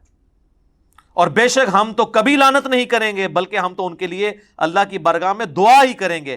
میں نے رسول اللہ سے خود یہ بات سنی تھی کہ آپ فرما رہے تھے انقریب میرے بعد بہت فتنے ہوں گے. بنو امیہ کو سعید ابن زید کہہ رہے تسی وہی فتنے ہو جڑے حضور نے دسے سن، ساڑھے تے مسلط ہو گے، اور ایسے ایسے ہوگا. اسی دوران ایک شخص وہاں آیا اور اس نے سعید ابن زید سے کہا میں تو حضرت علی سے دنیا میں ہر چیز سے بڑھ کے محبت کرتا ہوں. ہم تو کہہ رہے ہیں سبحان اللہ، یہ لوگ ہوتے کہتے ہیں اس کو ایران سے فنڈ آتا ہے، رسول اللہ سے بھی بڑھ کے محبت کرتا ہے. یقیناً رسول اللہ سے بڑھ کے نہیں کرتا. نہیں پھر باقیوں کی ادھر گئے تو رافضیت شیعت والی باتیں. سعید ابن زید کو جب اس نے کہا نا کہ یہ تو لعنت کرواتے ہیں اور میں علی کو ہر چیز سے بڑھ کر محبوب رکھتا ہوں، اس پر سعید ابن زید نے کہا تمہیں بشارت ہو، تم ایک جنتی انسان سے محبت کرتے ہو. پھر سعید نے کہا سنو، رسول اللہ سے میں نے خود سنا تھا ابو بکر، عمر، عثمان، علی، طلحہ، زبیر، عبد الرحمن بن عوف، سعد ابن ابی وقاص یہ سب جنت میں ہیں. اگر چاہوں تو 10ویں کا نام بھی بتا سکتا ہوں. 10ویں وہ خود تھے. پھر جب لوگوں نے زور لگایا تو پھر انہوں نے اپنا نام بتایا. ایک اور حدیث ہے سنن نسائی الکبریٰ کے اندر اور یہ ابو داؤد کے اندر موجود ہے. عبد الرحمن تابعی کہتے ہیں کہ سعید ابن زید حضرت مغیرہ ابن شعبہ کے پاس بیٹھے تھے تو حضرت مغیرہ نے حضرت علی کے بارے میں نازیبا الفاظ کہے تو سعید ابن زید وہیں پر کھڑے ہوئے اور فرمایا میں رسول اللہ سے خود یہ سن چکا ہوں کہ اہل قریش میں سے 10 لوگ جنتی ہیں، رسول اللہ، ابو بکر، عمر، عثمان. اچھا اس میں انہوں نے حضرت علی کا نام حضرت عثمان سے بھی پہلے لے دیا کیونکہ ان پہ سب و شتم ہو رہا تھا. شیخین کی فضیلت پہ تو اہل سنت کے ہاں اتفاق ہے، لیکن حضرت علی اور عثمان والی فضیلت جو ہے اس میں اختلاف پایا جاتا ہے. تو یہاں انہوں نے حضرت علی کا نام پہلے لیا، حضرت عثمان، طلحہ، زبیر، عبد الرحمن بن عوف، سعد ابن ابی وقاص اور پھر اپنا بھی ذکر کیا. اب میں اس کو کنکلوڈ کرتا ہوں. میرے بھائیو مسند احمد میں ایک حدیث ہے، اس کی صحت میں اختلاف ہے. مشکات میں بھی حضرت علی کے چیپٹر میں حدیث ملتی ہے کہ جس نے علی کو گالی دی رسول اللہ نے فرمایا اس نے مجھے گالی دی. اب جو نبی علیہ السلام کو گالی دیتا ہے اس کا معاملہ پھر کیا ہوگا؟ اس کی سند پہ اختلاف ہے، لیکن شیخ زبیر لیزئی صاحب اللہ تعالیٰ ان کی قبر کو نور سے بھر دے، ان کو نیک کاموں کا اجر دے، انہوں نے بڑا انصاف کیا. انہوں نے مشکات میں حدیث آئی نا تو اس کی فوٹ نوٹ پہ لکھا کہ اس کی سند تو ضعیف ہے، لیکن جو روایت مسند ابی یعلا میں موجود ہے، جو الموجب الصغیر طبرانی میں بھی ہے، اور سنن نسائی الکبریٰ جس کو امام ابن سنی نے جو چیپٹر نکال دیا تھا اس کے اندر بھی موجود ہے، خصائص علی اور یہ والا چیپٹر 2، یہ خصائص علی والے چیپٹر میں، کہ ابو عبداللہ تابعی بیان کرتے ہیں کہ ام المومنین سیدہ ام سلمہ جو ہماری ماں سب سے آخر میں فوت ہوئی ہیں، واقعہ کربلا کے بھی 3 سال بعد 64 ہجری میں واقعہ کربلا ان کی زندگی میں ہوا ہے. ام سلمہ وہ کہنے لگی کہ تمہارے ممبروں پر رسول اللہ کو گالیاں دی جاتی ہیں. تو تابعی کہنے لگا معاذ اللہ، یہ کیسے ہو سکتا ہے؟ تو انہوں نے کہا کیا تم حضرت علی اور ان سے محبت کرنے والوں کو گالیاں نہیں دیتے ہو؟ یہ کہتے تھے علی پر لعنت نعوذ باللہ، علی سے محبت کرنے والوں پر لعنت نعوذ باللہ۔ تو ام سلمہ نے کہا کہ تم رسول اللہ کو گالیاں دے رہے ہو، کیا تم یہ نہیں کہتے ہو علی اور اس سے محبت کرنے والوں پر لعنت؟ اور میں نبی کی بیوی گواہی دیتی ہوں کہ علی سے سب سے زیادہ محبت رسول اللہ کیا کرتے تھے۔ تم جب یہ کہتے ہو نا کہ علی سے محبت کرنے والوں پر لعنت، تو یہ حضرت علی سے سب سے زیادہ محبت کرنے والے خود رسول اللہ تھے صلی اللہ علیہ وآلہ وسلم۔ اس پہ تو میں وہ آیت ہی پڑھوں گا، سورۃ الاحزاب کی آیت نمبر 57، جو آیت درود سے اگلی آیت ہے، ان الذین یؤذون اللہ ورسولہ لعنہم اللہ فی الدنیا والآخرہ وأعد لهم عذابا مہینا۔ بے شک جو لوگ اللہ اور اس کے رسول کو تکلیف دیتے ہیں ان پر اللہ کی لعنت ہے، دنیا میں بھی اور آخرت میں بھی، اور اللہ تعالیٰ نے ان کے لیے ذلیل و خوار کر دینے والا عذاب تیار کر رکھا ہے، ولیعوذ باللہ تعالیٰ۔ اللہ کی لعنت ہے جو یہ حرکت کر رہے ہیں، ہم لعنت نہیں بھیجتے، ہمیں نبی الاسلام نے اس سے منع کیا ہے۔ ہم جھوٹے کو بھی ڈائریکٹ نہیں کہیں گے کہ تو لعنتی ہے، ہم یہ کہیں گے تیرے اس عمل کی وجہ سے تو لعنت کا مستحق ہوا۔ یہ ایک شرعی مسئلہ آپ یاد رکھیں۔ ہمارا جو اختلاف ہے نا روافظ کے ساتھ، غالی شیعوں کے ساتھ، وہ یہ ہے کہ آپ لعنت آپ نہ بھیجیں، جس نے کیا وہ خود بھگتے گا، اور جو فوت ہو چکا وہ اپنے انجام کو ویسے ہی پہنچ چکا، ضرورت ہی نہیں ہے۔ آخر میں 2 حدیثیں بیان کر کے اس ٹاپک کو میں کنکلوڈ کرتا ہوں، ورنہ تو گھنٹوں بولا جا سکتا ہے۔ صحیح مسلم میں 240 نمبر حدیث ہے، سیدنا علی کہتے ہیں کہ اس رب کی قسم جس نے دانے کو پھاڑ کر اناج کو اگایا اور مخلوقات کو پیدا کیا، نبی امی نے مجھ سے یہ عہد لیا تھا کہ اے علی، صرف مومن ہی تجھ سے محبت رکھے گا اور صرف منافق ہی تجھ سے بغض رکھے گا۔ محبت علی از دا لٹمس ٹیسٹ آف ایمان۔ میں اس کی انجینئرنگ نہیں کرتا اس حدیث کی، جس سے فٹ اسے گفٹ، بس میں اسی کے اوپر اس کو کنکلوڈ کرتا ہوں۔ اور آخری حدیث جو مسند احمد میں مرفوع روایت بھی موجود ہے، مشکات کے اندر بھی موجود ہے، کہ نبی الاسلام نے فرمایا تھا اے علی، تم میری امت میں عیسیٰ ابن مریم کی مثل ہو۔ عیسائی ان کی شان میں غلو کر کے برباد ہو گئے، اور یہودی ان کی گستاخی کر کر برباد ہوئے، حتیٰ کہ ان کی والدہ پر بھی تہمت لگائی۔ اور اس کے ساتھ ہی الفاظ ہیں، حضرت علی کہتے ہیں میرے بارے میں بھی 2 طرح کے لوگ تباہ ہو جائیں گے، میری محبت میں غلو کر کے اور میری دشمنی میں۔ اس کی روایت کی سند پہ اختلاف ہے، لیکن اس کو سپورٹیو حدیث فضائل صحابہ احمد بن حنبل کی کتاب میں 2 روایتیں ہیں، حضرت علی سے موقوفاً خود حضرت علی کہہ رہے ہیں، اور جب غیبی خبر کوئی صحابی بیان کر رہا ہو تو یہ امپلائیڈ ہوتا ہے کہ نبی نے ہی ان کو خبر دی ہے، کیونکہ علم الغیب اللہ کی طرف سے صرف نبیوں کو عطا ہوتا ہے جو غیبی خبریں ملتی ہیں۔ سورہ آل عمران کی آیت نمبر 179 ہے نا، کہ اللہ کی یہ شان نہیں کہ تمہیں غیب پر مطلع کرے، مگر وہ اپنے رسولوں میں سے جسے چاہتا ہے چن لیتا ہے، پھر ان کو غیبی خبریں دیتا ہو۔ تمہارا کام ہے کہ تم رسولوں پر ایمان لاؤ، ان کی غیبی خبروں پر۔ تو مولا علی کہتے ہیں کہ فضائل صحابہ احمد بن حنبل کی کتاب میں کہ میری وجہ سے 2 فرقے گمراہ ہوں گے اور میری وجہ سے 2 فرقے دوزخ میں جائیں گے، یہ دونوں الفاظ ہیں، ایک میری محبت میں غلو کر کے اور ایک میری دشمنی میں، یعنی رافضی اور ناصبی۔ رافضیوں کی اکثریت جو محبت میں غلو کرتے ہیں اہل تشیع میں پائی جاتی ہے، اور ناصبیوں کی اکثریت اہل سنت میں پائی جاتی ہے۔ اگرچہ اہل سنت میں ان کی کتے کی بھی اوقات نہیں ہے، لیکن وہ اپنے آپ کو چھپا کر لانچ کرتے ہیں، اور پھر ہمارے جیسے لوگ بھی دنیا میں موجود ہیں تو جو ان کو ننگا کر دیتے ہیں۔ بہرحال پریکٹیکلی مجھ سے لوگ اکثر پوچھتے ہیں، چلے آج میں یہ بھی ٹروتھ ریویل کر دیتا ہوں کہ جی ہم بار بار یہ نعرہ لگاتے ہیں کہ نہ میں وہابی، نہ میں بابی، نہ ہم سو کالڈ وہابی ہیں، کوئی علمی بات کرے اسے وہابی کہتے ہیں، نہ ہم بابی ہیں، بابوں کا دفاع کرنے ہیں۔ اور بابی میں یہ سارے فرقے شامل ہیں، بریلوی، دیوبندی، اب تو خیر اہل حدیث بھی شامل ہو گئے، اور شیعہ جو اپنے بابوں کے پیچھے چلتے ہیں۔ نہ میں وہابی، نہ میں بابی، میں ہوں مسلم علمی کتابی۔ بہرحال اگر ہم سے کوئی مین سٹریم جو امت میں 2 دراڑیں ہیں، سنی اور شیعہ، اس میں پوچھے تو ہم کہیں گے ہم اہل سنت کے منہج پہ ہیں، انہی کی کتابیں ہم نے رکھی ہیں۔ اس کی وجہ ہے کہ پریکٹیکلی اہل سنت کا جو منہج ہے اس کو اللہ نے یہ غیبی تائید اس کے ساتھ کر دی ہے کہ اہل سنت میں ڈومیننٹ اکثریت اہل بیت سے محبت کرنے والی، اور ایون اہل بیت سے محبت کرنے والے لوگ بھی اپنے جذبات میں حد کو کراس کرتے ہوئے بنو امیہ پر لعنت نہیں کرتے، یا نعوذ باللہ یہاں پہ جو ناسبی بھی ہیں وہ بھی یعنی حضرت علی پہ سب و شتم کا نہیں سوچ سکتے، منہ چھپاتے پھرتے ہیں. لیکن اس کے اگینسٹ شیعہ میں ممبر ڈومیننٹ ان لوگوں کے ہاتھ میں جو خلفائے ثلاثہ پر یا حضرت معاویہ پر، عمرو بن عاص پر، مغیرہ ابن شعبہ رضی اللہ عنہم اجمعین پر لعنت کرتے ہیں.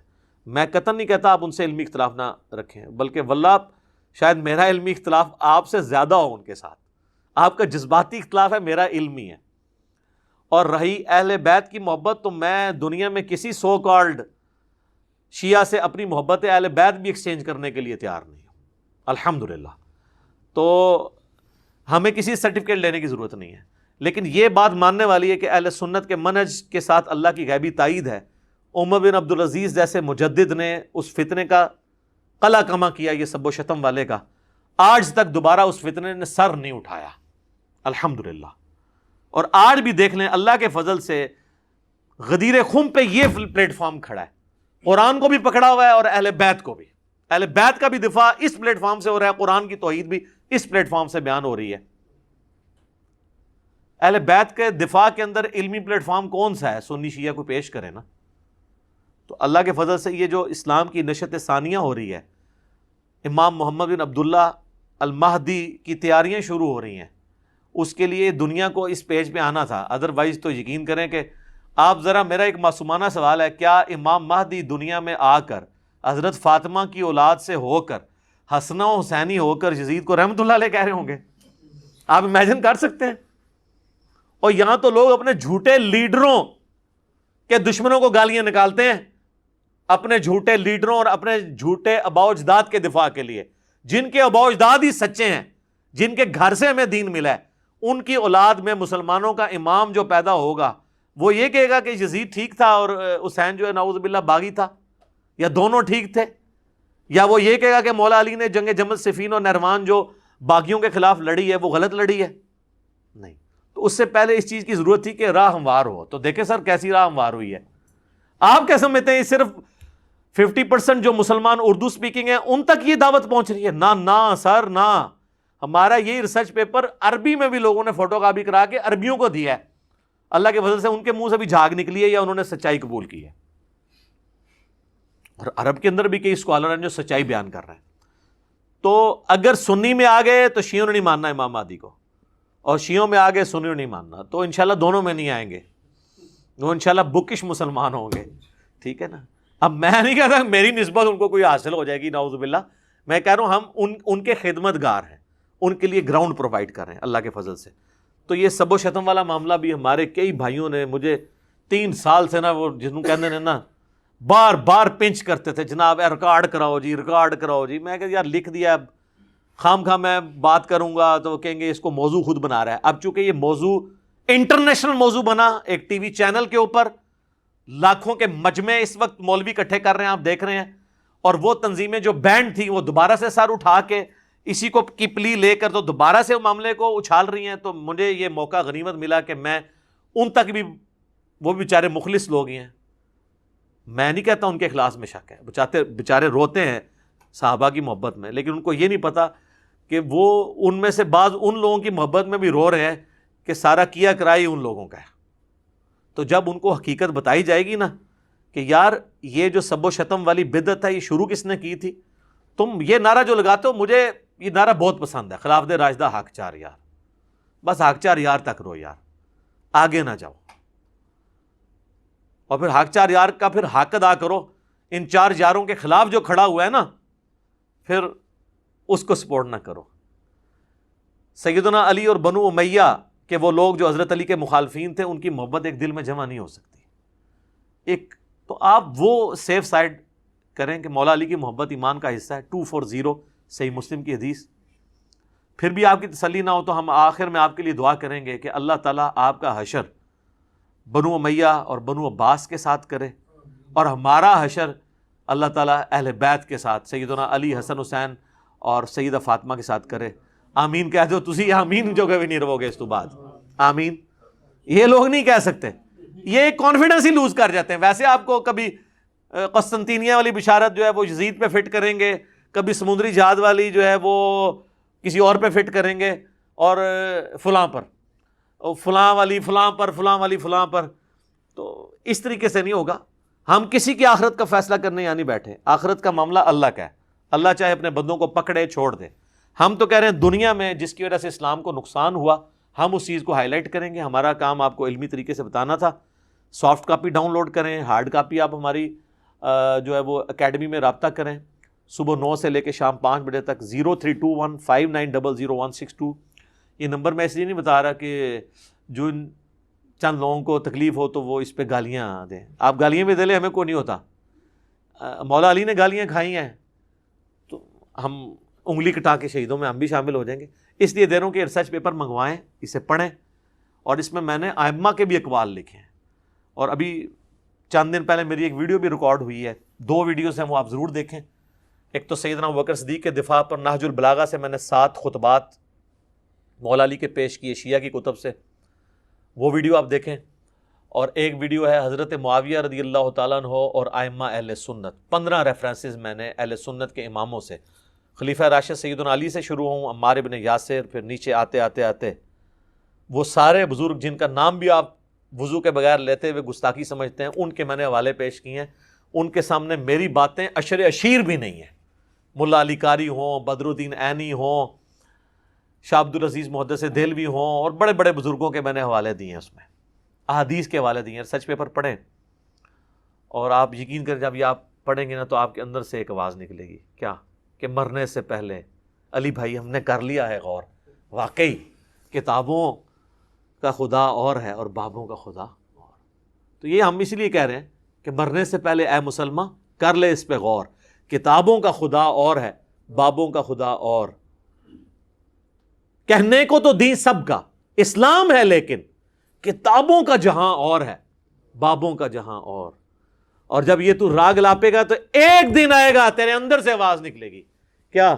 کہ نہ میں وہابی نہ میں بابی، میں ہوں مسلم علمی کتابی. ٹھیک ہو گیا جی. اللہ تعالیٰ سے دعا ہے جو حق بات میں نے کہی اللہ تعالیٰ ہمارے دلوں میں راسخ فرمائے. اگر جذبات میں میرے منہ سے کوئی غلط بات نکل گئی تو اللہ تعالیٰ ہمارے دلوں سے اسے دھو ڈالے، ہمیں معاف بھی کر دے. ہمیں کتاب و سنت کی تعلیمات پر عمل کر کے دوسرے بھائیوں تک پہنچانے کی توفیق عطا فرمائے. قیامت والے دن ہمارا ساتھ نبی صلی اللہ علیہ وآلہ وسلم، ان کے اہل بیت علیہم السلام اور ان کے خلفائے راشدین اور صحابہ کرام علیہم رضوان کے ساتھ کرے. آمین ثم آمین. وما علینا الا البلاغ المبین.